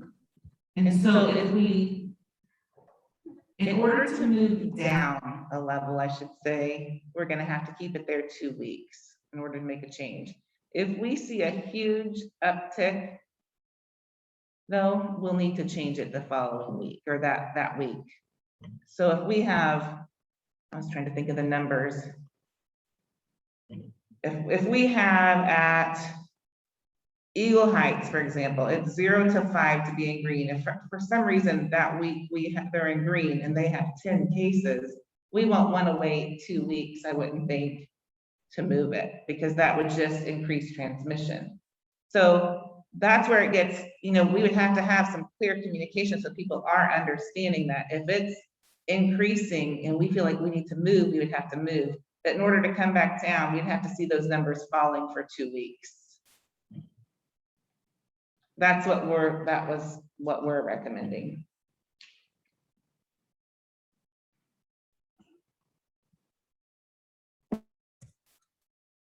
I just feel like I need to say too that because of, you asked about if we need to do schools or district. I think it would be very hard if we don't do it for district, and I'm thinking about the administrators, the school. I think we all need to acknowledge how hard this is going to be on our administrators and our students. Like, am I wearing a mask? Am I not wearing a mask?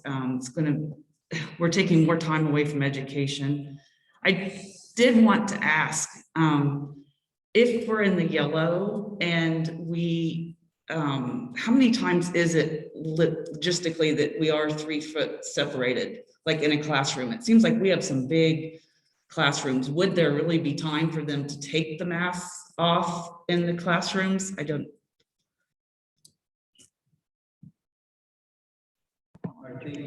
I think it depends on the classroom. Jeff asked that question several weeks ago, and I asked the principals basically a percentage of their classrooms where the opportunity existed for students to be 3 feet apart or greater. And not a whole lot.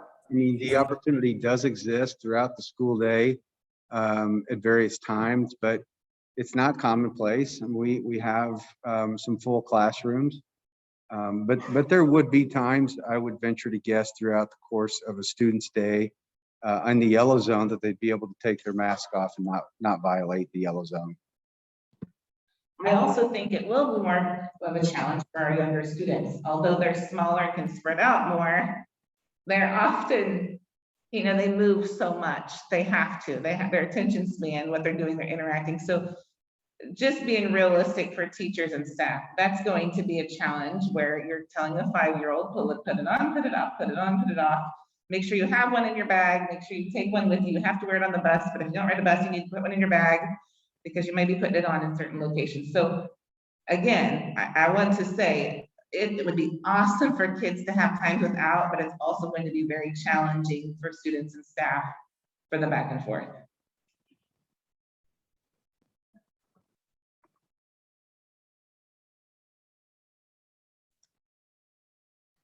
Any other comments or questions? Seeing no comments, I will put a motion on the table that we accept the proposal for grading criteria. And I would limit the first vote to just accepting the grading criteria. We'll come back on the tape on that. Knowing full well it's going to be somewhat fluid, but I would remove the accept vote for accept the grading criteria. As it's presented. By school or by district? I personally would prefer it by school, but I would leave that up to administration. Okay. Okay.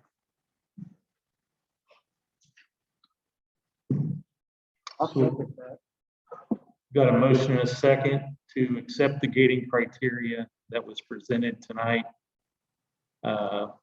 Left to the discretion of the administration on whether they did it by school or by district, correct? So we've got I'm sorry, Ian seconded. We've got a motion and a second to accept the gating criteria that was presented in the packet. Pending discussion on a date. This would just be accepting the criteria for the gating. Again, at the discretion of the administration on whether to enforce it by school or by entire district. Any further discussion?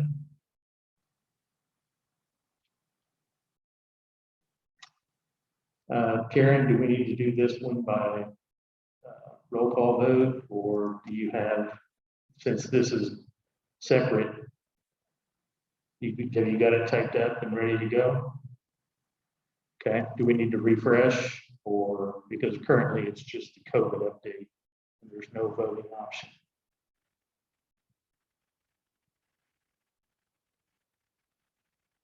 So while she's doing that, just a reminder, we've got a motion and a second to accept the gating criteria that was presented tonight, pending a date agreed upon at either later than the meeting or later on. And the administration will have the authority to make the determination whether to do it by district or by school. Correct? Okay.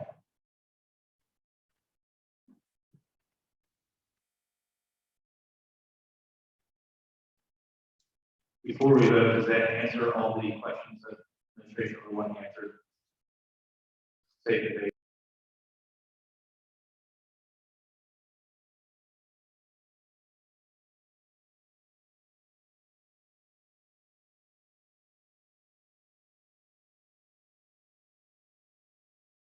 me, if it gives me direction, the direction that I need, the answer would be yes. I feel like I might need to add that, you know, if we walk out of here tonight and the gating criteria is adopted, obviously I'm asking you to delay the implementation, but that's going to be, we're going to be looking at data. We collect data on Wednesdays here. And we have data from the county that we're utilizing as well. But that data from our local, what our experience is what's paramount in making this decision. So it's the Wednesday trigger that is the really important data moving forward. So I think November 1st is what, a Monday? We'll go to the previous Wednesday, and then we need to work out a lot of details should the board move this direction on communication and when families can expect communication as to whether their children need to be masked the next day or not. So we'll work through that. The long answer to a simple question, yes, I have the direction I need. I think as well, if the board realizes again that consider those additional considerations to those metrics when we're looking at community transmission rates, as well as the in-school transmission rates, that's still something we're going to have to consider, although it's not written in that chart. I don't want that to be like a hidden thing. We're gonna have to look at that. If it's blowing up around us, it might be something we need to take a look at. It may be a moot point, don't know.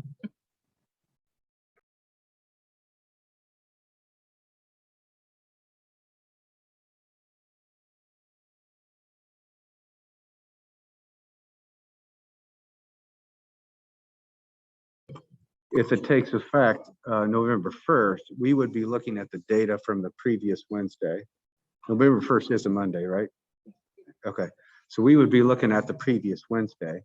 So again, if we were to go district-wide and that were the data on that Wednesday, we would be mask optional on November 1st if we go by district. Does that make sense? Yeah. I know in the original motion, the date was.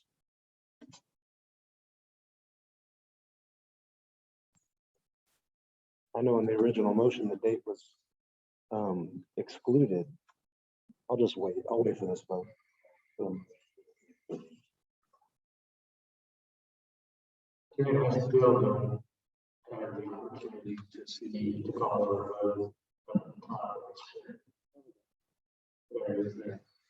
Okay, we've got a motion and a second to approve the gating criteria as presented tonight.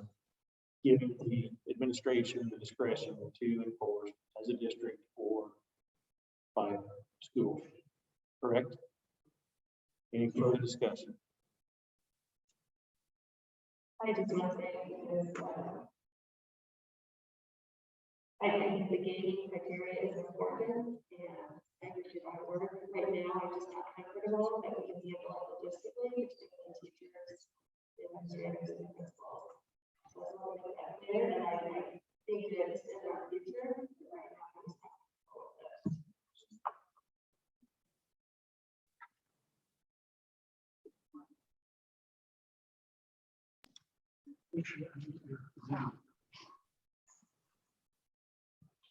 Okay, got the vote there. So this is only to approve the gating criteria with a date pending a further motion. Please vote.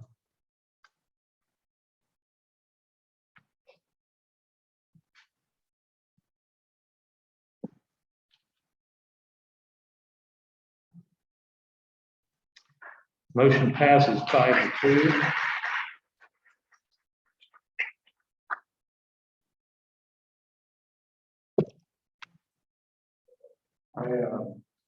Sarah, I agree with you on section B.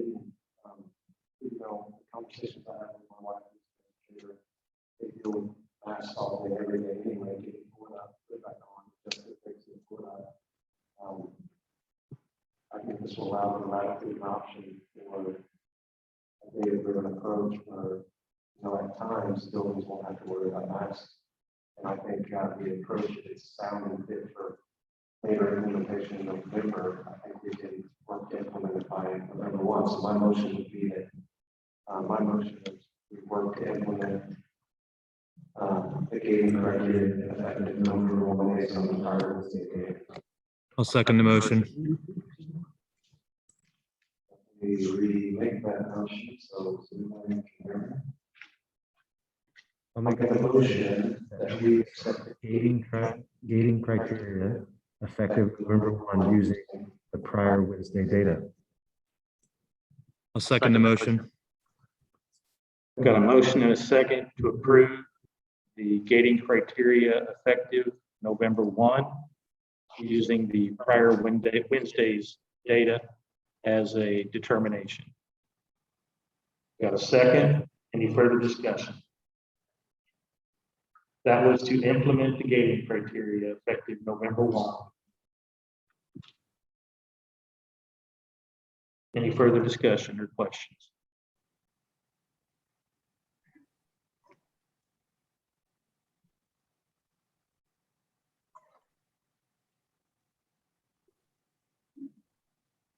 Jeff was the second, sorry.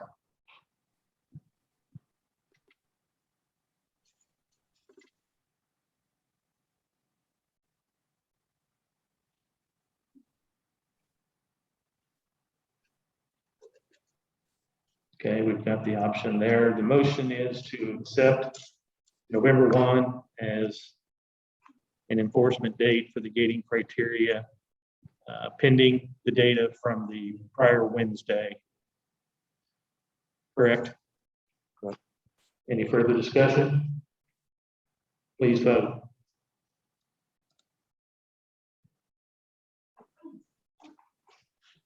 Motion passes 4-3.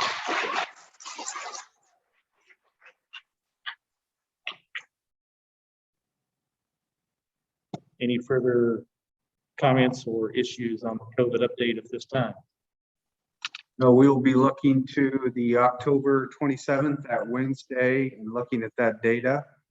And thank you for giving us time to wrap our heads around that and get our staff prepared and to give them time. So lots of communication obviously needs to take place between central office and staff and parents. So appreciate the clear direction, and we'll move forward and get that implemented.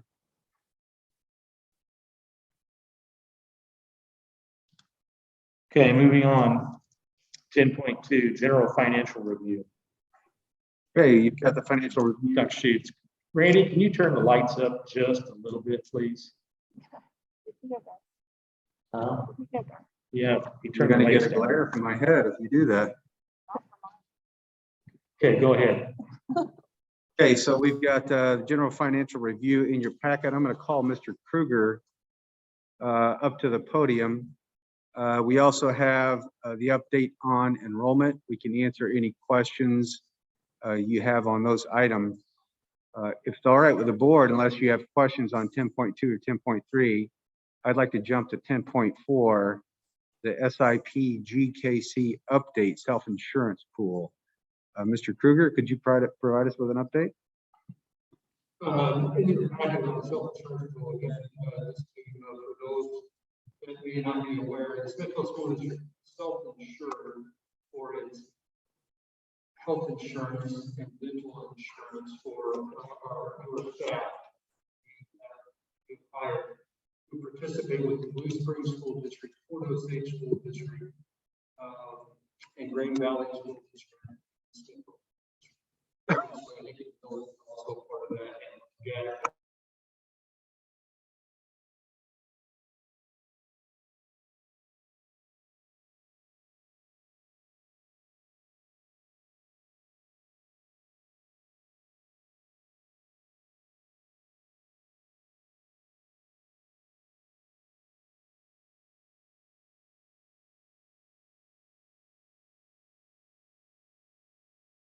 and our loss ratio is we're really in the district's favor, in the sense that, again, we're paying for what we're using. We're not paying for more, we're paying for what we're using. However, on a monthly basis, we still are remitting a premium payment, and that's going and being held in escrow in a separate trust bank account.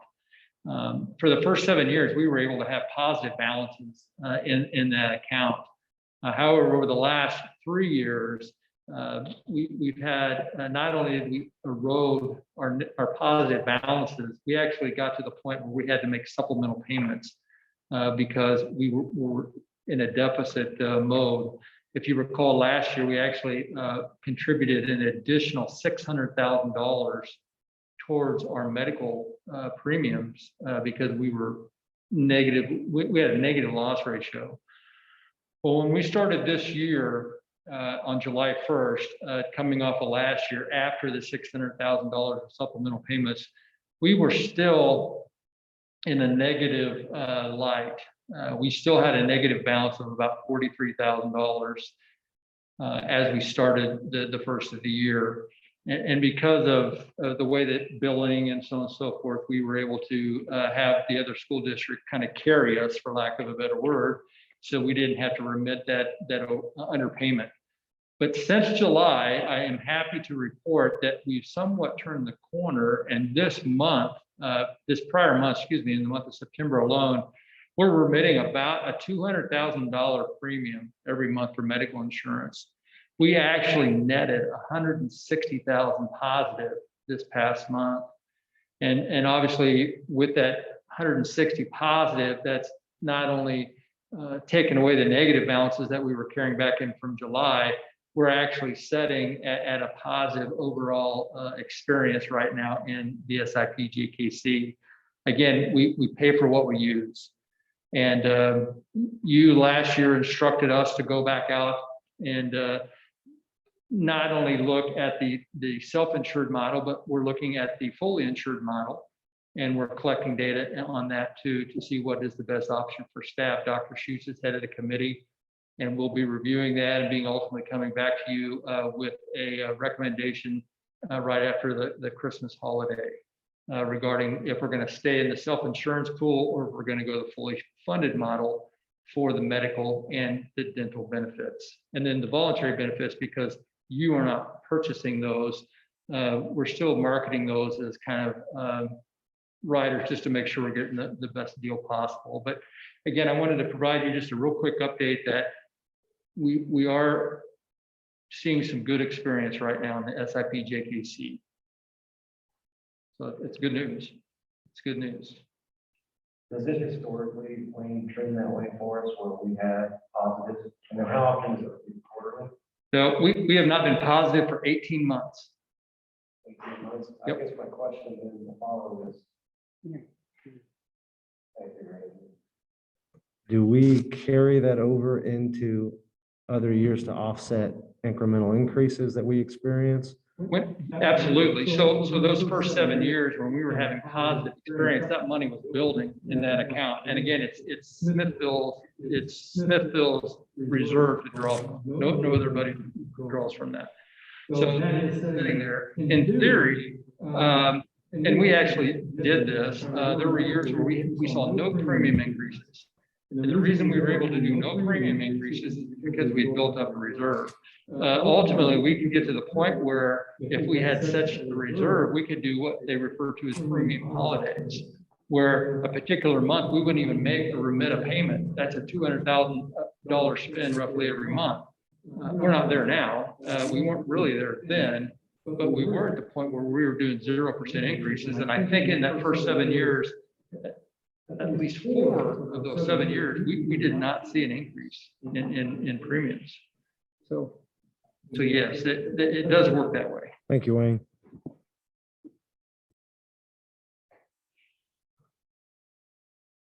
Any additional comments or questions on the insurance pool? Thank you. Thank you, Mr. Kruger.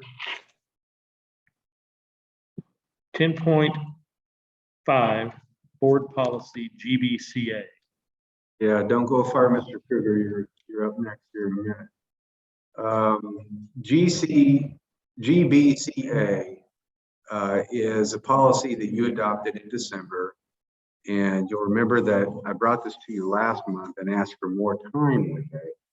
Because the way the policy that was adopted, it required you every year to set a dollar amount that would be acceptable for a staff member to receive the gift.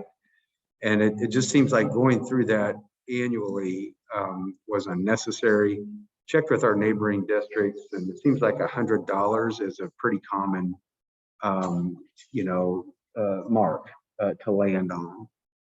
That way, if a parent were to give, a $50 gift card to Starbucks to a teacher as a gift, the teacher wouldn't have to worry about that. Then, maybe it was $100 gift card to Starbucks. They wouldn't need to worry about that then. Once you start getting over that mark, the gift becomes what we might consider a little more significant, and then we need to probably take a look at it. It doesn't mean it can't be accepted. It just means that approval of the supervisor would be necessary. So sets that threshold at $100. I'm comfortable with the way this policy is currently constructed. I would recommend you approve it as a first reading, and I would entertain any questions you may have. Comments, questions on policy GBCA as presented? Now I make a motion, we approve it as presented. Second. Policy GBCA -C SMB as presented on first reading.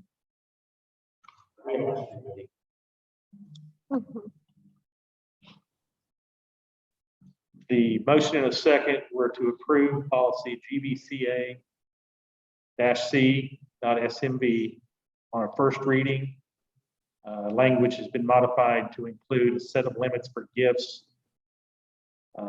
Again, this will be approved on the first reading as the motion was made. Any further discussion? Please vote.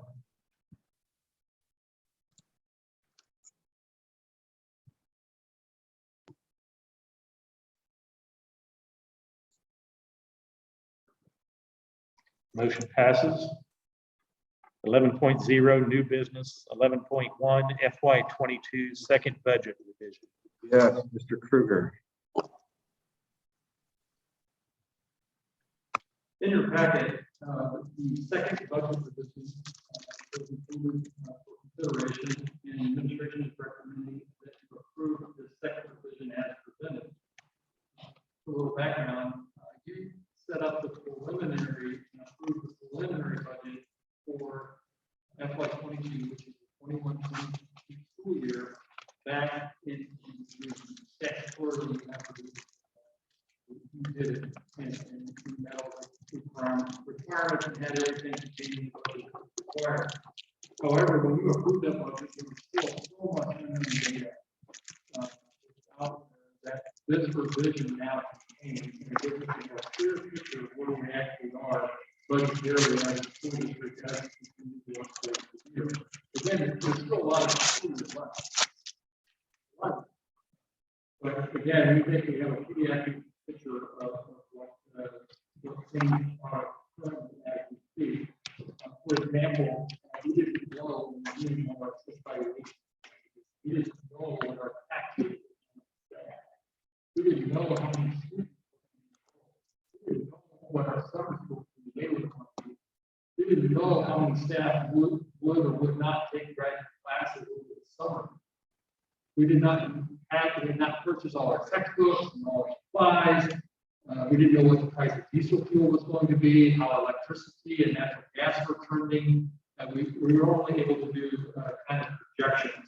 Again, all that has been baked into this revision, and it's all been included for your review. Not only that, we also included the data for the past 3 years, actual data. So in the budget summary section, and I believe Scott, you requested this maybe a couple of years ago, and it's now just been included. But in that summary section, it It includes actual hard data of prior budget lines as compared to what's budgeted for this year. So you can kind of see a trend on the big picture. And then if you dive back into the actual revenue and expenditure sections, you can get actual detailed information on that. For example, if you want to see the last 3 years history of supplies at Maple Elementary, well, you can see the last 3 years of supplies at Maple Elementary. And you can also see what we've got budgeted for this year. So that's the kind of granular detail that the budget has provided. In the preliminary budget, again, we were projecting a deficit of approximately $422,000. In this budget, we are still projecting a deficit, but it's at $284,000. It's come down quite a bit. Please note that this budget revision does not include any ERISA 3 funds, which is estimated to be about $606,000. A little more than that, but about 606 is the number. It's not included in here. And when that comes in, again, that's going to move the needle. We submitted our original proposal and budget application and compliance plan with DESE.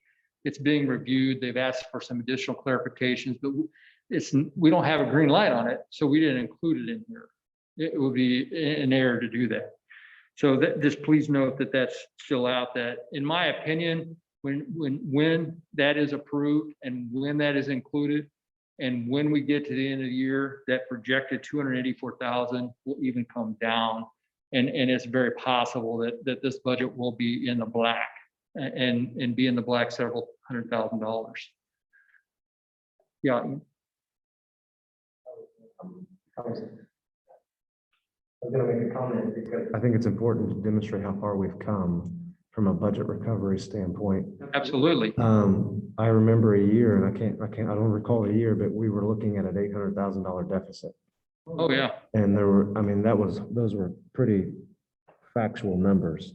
Yeah. When we were looking at them, and to the point that we've drilled down to where we have is impressive in about a 2.5 to 3 year span, even in the midst of COVID. And that's not counting the additional money that will put us in the black if that happens. So it's a compliment to our administration working hard, because it's easy to lose sight of that objective that we're operating from a deficit at one time, and we're still diligently working on recovering that. And I think it's still important. Your board policy, DIAA, says that you should have a reserve balance ratio in Fund 10 and 20 of 21 to 25%. You're at 18.79%. You're not in that range yet, but I predict you will be, and you will get there very soon. But we were down to like 15.49% just a little over a year ago. So yeah, we're making strides in the right direction. And had we continued on the trend without taking a look at what we were doing, we would be what the state of Missouri refers to as financially stressed. And you guys would have people from Jefferson City sitting beside you at these meetings, helping you run your board meetings. We don't want to go there, because we don't want to get in that situation. Yeah, you said we have potential to get this $600,000 of URSA.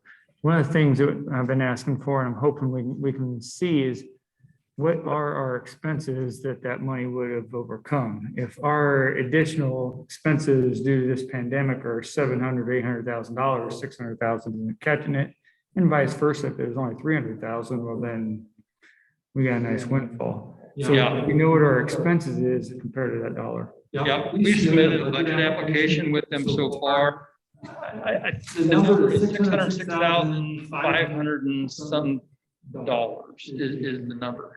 Of that money, 20% of the spend is required to learning recovery as a result of lost learning time from COVID.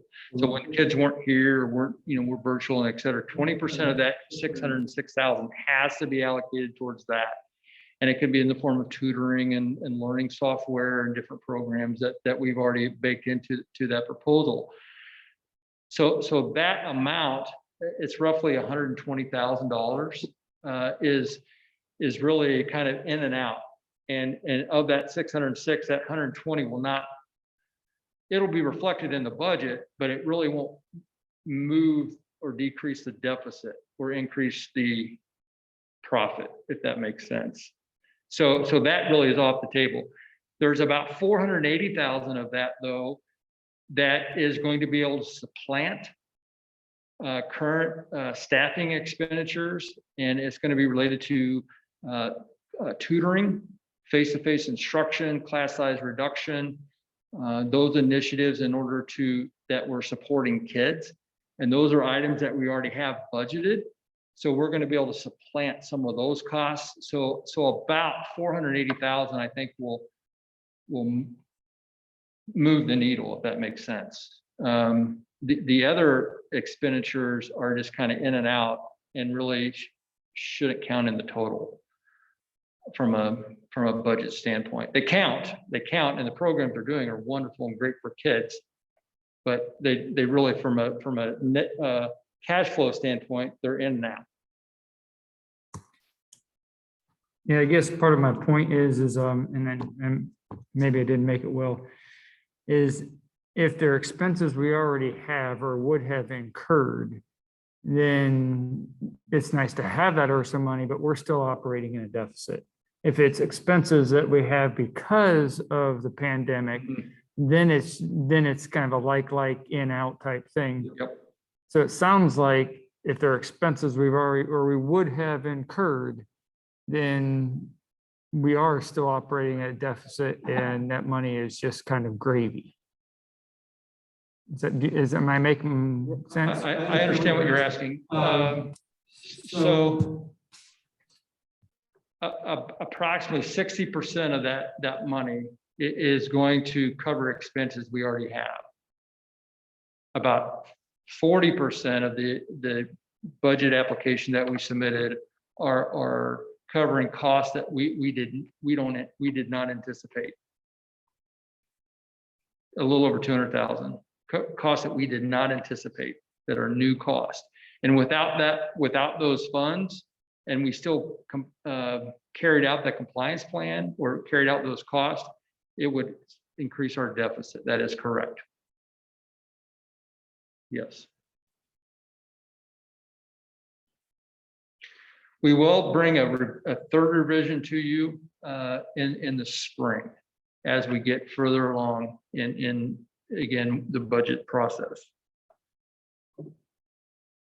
And we've started the budget for next year. Robert and I are working on that now. Any further questions or comments on the second budget revision for Mr. Kruger? Thank you, Wayne. Thank you. Hearing none, do you have a question? I was gonna make a motion. Okay, go right ahead. I'll accept the motion in a second to approve the second budget revision as presented. I moved. Second. Got a motion and a second to approve the FY22 second budget revision as presented in our packet. Any further discussion? Please vote.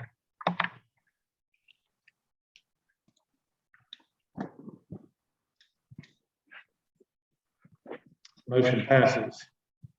Mr. Fields, this is a reminder, this will be posted on the website.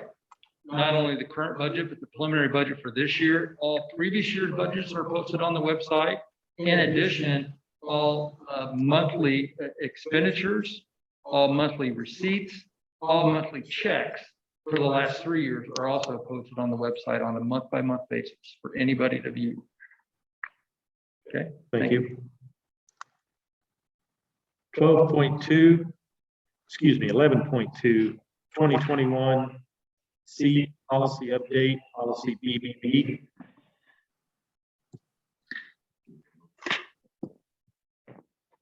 Yes, this policy is required that you approve it because it approves the adjustment of the filing period for board candidate filing periods. It's required that we do this. And so this board candidate filing period then would begin on December 7th and then end on December 28th. And what Karen, the board secretary, does is communicates with the public, the business hours that were available during those times. And she will plug in an extra day here or there, take a break as it gets towards the end of that filing period. Has been our history to give people, you know, to file for the board should they wish, if struggling to get on. By appointment also is available over Christmas break. If someone wants to make an appointment with Karen, they would be able to file. So this policy changes the period by which those can file for candidacy for the board, which is a required change. So I recommend you approve this policy. So this policy change is required by legislation to change the date for registration. Correct. This will be as well a first reading approval of policy due to the time requirements.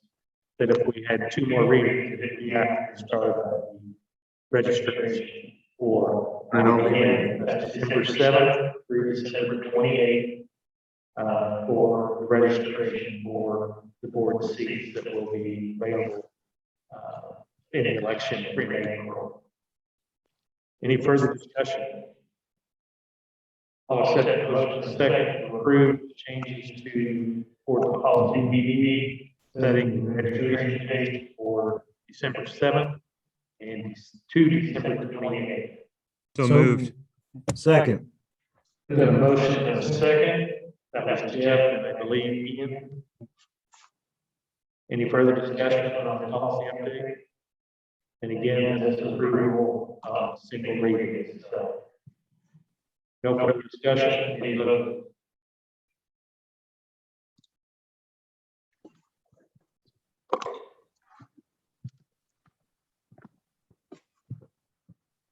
Motion passes. 11.3 cohort enrollment update. Yes, you see this document here submitted by Mr. Hedgecourt. This is a very, very important document in our operations. Through the history of time, it has done an excellent job predicting what's going to happen to our growth. It's kind of eerie from year to year how close this document gets. For those of you that are not familiar with it, it's strictly a mathematical formula. It takes the history of a class and then predicts where they might be the following year based on those that are lost from preceding years. The only thing it does not know is the kindergarten class. It doesn't have any history on that group, so it does not have anywhere to begin other than the previous kindergarten class. It also does not know anything about what's going on around town in terms of residential development. It doesn't know about birth rates. There are things it does not know, but it has served us very, very well. If you look at this document, you can see that this year we lost 67 students. Last year, we lost 21 students. Years preceding that, we were in the positive range or neutral range. And if you look forward to 22-23, you can see that we're still in the negative for several years there.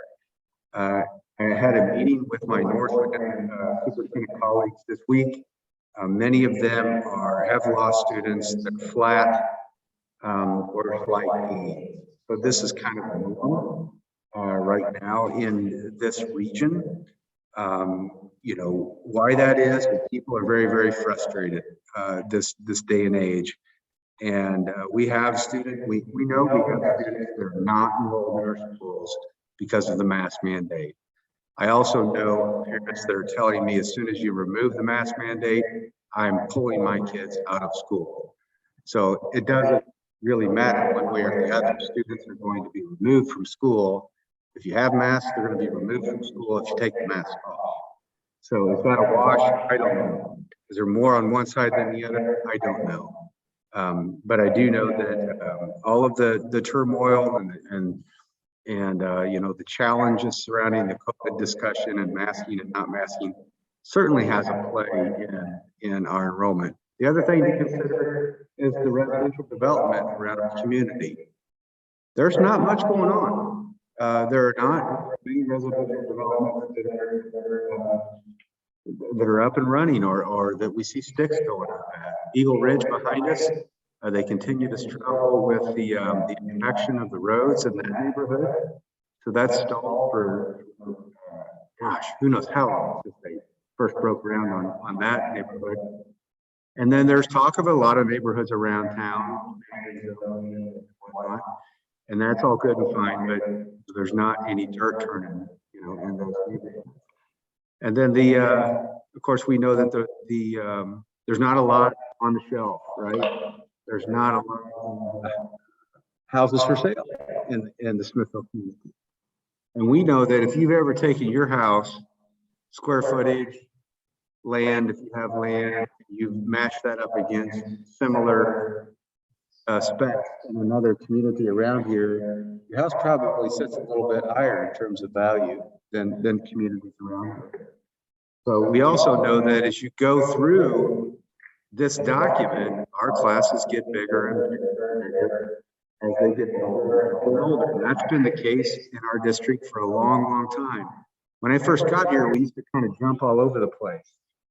The last, I don't know, 5, 6, 7 years, and Wayne can correct me, but for quite a while, it's just like clockwork. They come in, 160, 170, 180, and they get bigger and bigger and bigger as the years go on. By the time they graduate, they're 230, 240, and that's just how it works. Well, I don't know about you, but when your kids are older in years and schooling, you're at a certain place in your career, and you probably afford a little bit different home than when your kids were babies. I know that's definitely the case for the Schutzes, and probably for many of us here. So anyway, this is based on the count date, which is this is the official count date, the last Wednesday in September.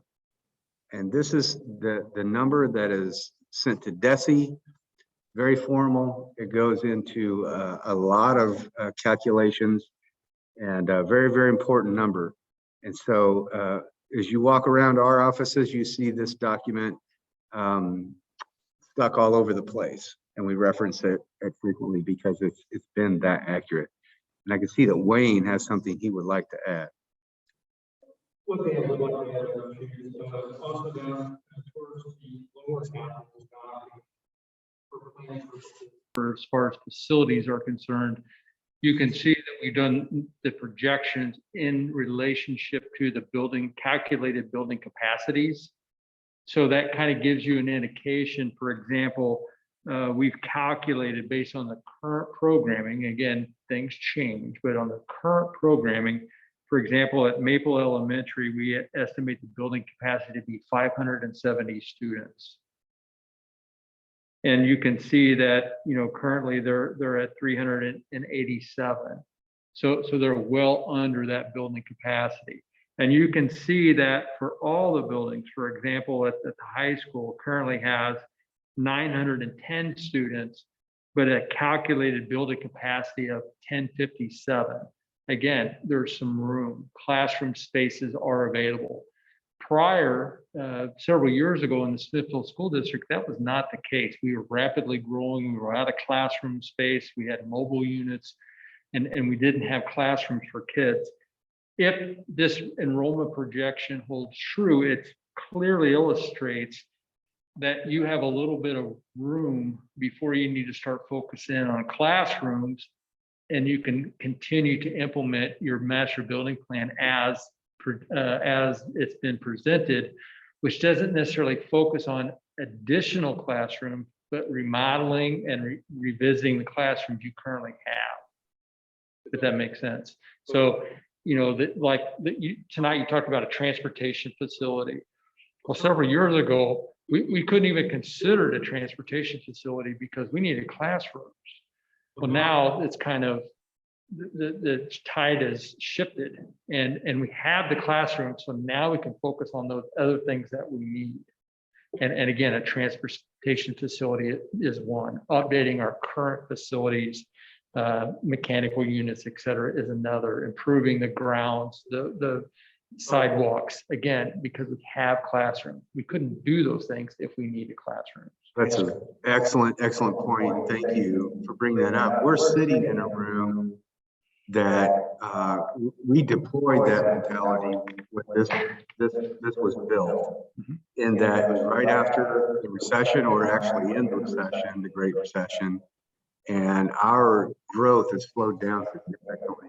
And so the board at that time, the administration capitalized on that, not necessarily classroom space, but you know what? In this building, when it was constructed in 1969, it had drawings in it for this performing arts center. That was cut in order to save money. The board at the time was like, well, we slowed down, we don't need the square footage for classrooms. Let's look at projects like this. So it's kind of similar as to what we're talking about right now, to Wayne's point. Yep. And again, that is illustrated in your projections. Any questions on that matter? Okay, moving on for personnel report. We went through personnel report, executive session. Anything further to discuss on that? If not, I'll take a motion in a second to approve the personnel report as presented in the packet. So moved. Got a motion and a second to approve the personnel report as presented in the packet. Any further discussion? Please vote.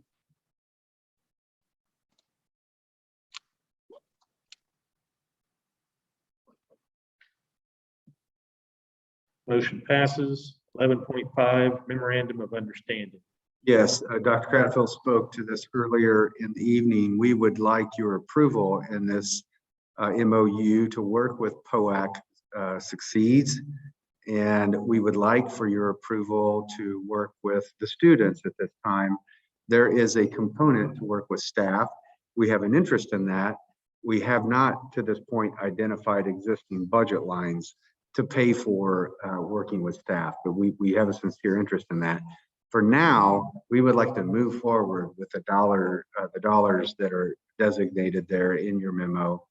Not the dollars that says not to exceed 25,000, but in the email it says to do 120 students at Smithville High School, it's $9,000, and to do the 80 students at Smithville Middle School, I believe it's $5,000.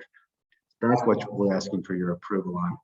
And we will utilize existing budget lines for these expenditures, so it would not go above and beyond your FY22 budget. I shared when we spoke earlier on this topic. I believe that this is a decent start, but is just that. As I shared, I really believe that this needs to be a community conversation. So I'd like to ask if we could see if Jamie could join us on our session on November 2nd, where we've got a joint meeting with the city and present his thoughts on kind of how to proceed. I've had a commitment earlier from Mayor Boley to participate in that discussion. Would like to ask that added to be added to the agenda for that meeting, and we start that discussion, and whatever is required to pay Jamie to be there. I think that's important to get going. Would you like me to reach out to Jamie? If you would, please. You bet. I think that's a great idea. Dr. Cradfield will get a hold of Jamie. I did get a memo from Cynthia Wagner from the city late last week about items for the agenda. I can tell you that one of the things the city wants to talk about is kind of a tolerance for abatement projects and what kinds of projects the school district can find it acceptable to provide abatements, and so on and so forth. And so you can expect that to be part of your agenda. And I'll share that memo with you from Ms. Wagner. I'll put that in a memo to you by the end of the week, so you'll have that in advance and know what the city's thinking going into this meeting, and in terms of where they want to collaborate, and then we can add this agenda item as well. I want to improve this too, but I also want to challenge us. We've got to reach out to every student. We've got to try to educate them. I know that, the program says start with 120, start with 80, but in the meantime, I mean, we have to make this a priority. I mean, we said we did. We said in our board priorities and everything, but we need to continue to work. And I agree with Jeff. I would like to be a part of that, but I think this is a very good start. I definitely support it, but we've got to make an effort for everybody.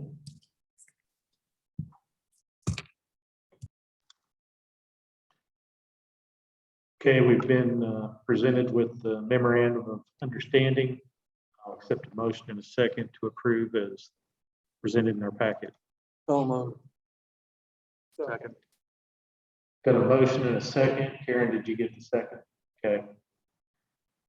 Motion and a second to approve the memorandum of understanding to bring in the POAC proposal. Any further discussion? Please vote.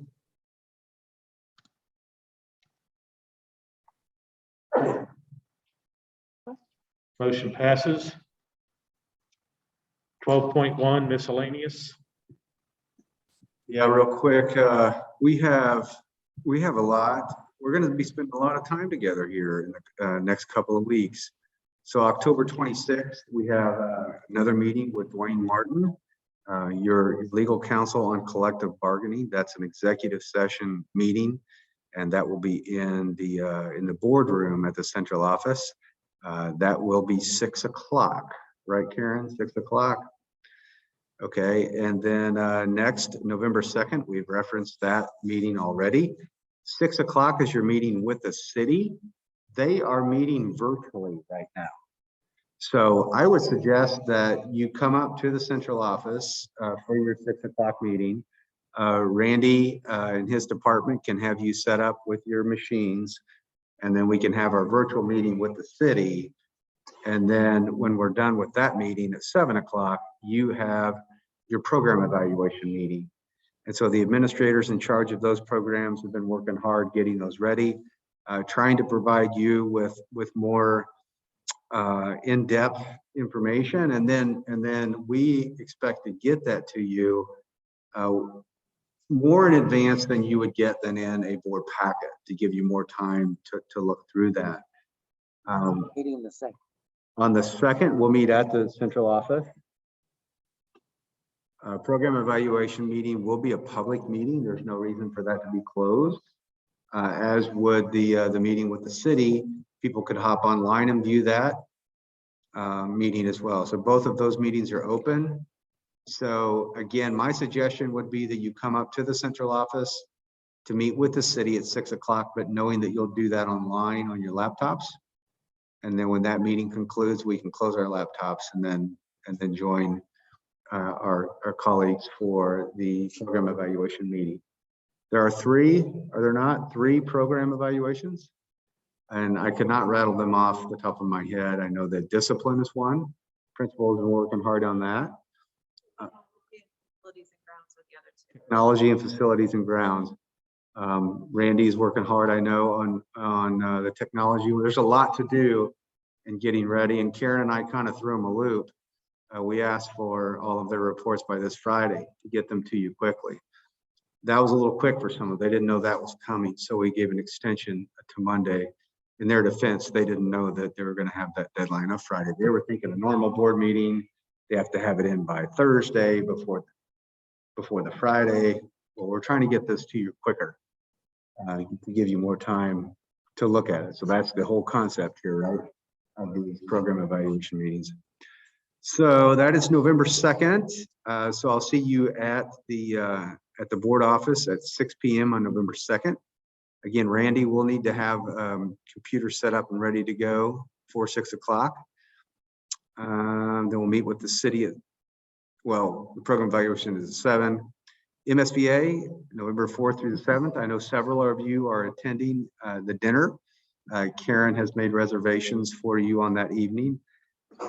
Thank you for doing that. I think it's fantastic. You're going to take advantage of that opportunity. And as you know what days you're going, when, where, I guess we'll get a group chat going or something to stay connected on who's going to be attending what and where we can connect at lunch or what have you. That Friday is the bulk day. That's where most people are in attendance on that Friday. There's not much going on Thursday, and then Friday is the first day of all those sessions. Saturday's also pretty busy, but Friday is the really busy day. Jeff? And if anyone wants to join, Thursday is my completion of my 18.5 hours of required school board education training. So if you all want a refresher feel free to join me. Okay. And I'll be out of town the back half of that week. Yeah, if you need to cancel, please let Karen know promptly. So you won't be able to go at all? Right, I'll be gone. Okay, so let her know promptly so that we can get refunded for your registration. And then it's a little different having this in Kansas City. Those of you that have attended in the past, you know, when it's out of town, you have a lot of team building opportunities. You're having a lot of meals together and whatnot. So having it in our home turf is great because we get to sleep in our own beds and, you know, there's not the travel expense. But I do look forward to the opportunity to go to MSBA and at a distance so that we can have more of those team building opportunities. But so that's coming up here. It'll be here before you know it. And finally, the announcement, audit is coming up. Right, Karen? 26th and 27th, and the final date is the 29th when we do the exit interview with Westbrook. So Karen's working hard getting ready for that, and we look forward to the opportunity to get their feedback. That's all I have. If nobody has anything further, I will take a motion in a second to adjourn. So move. I've got a motion and a second to adjourn the meeting. Please vote. Yeah.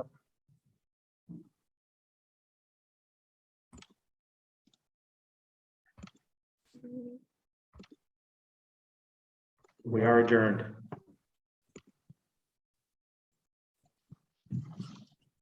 Hey, Todd. That was a long one. Gotcha. All right.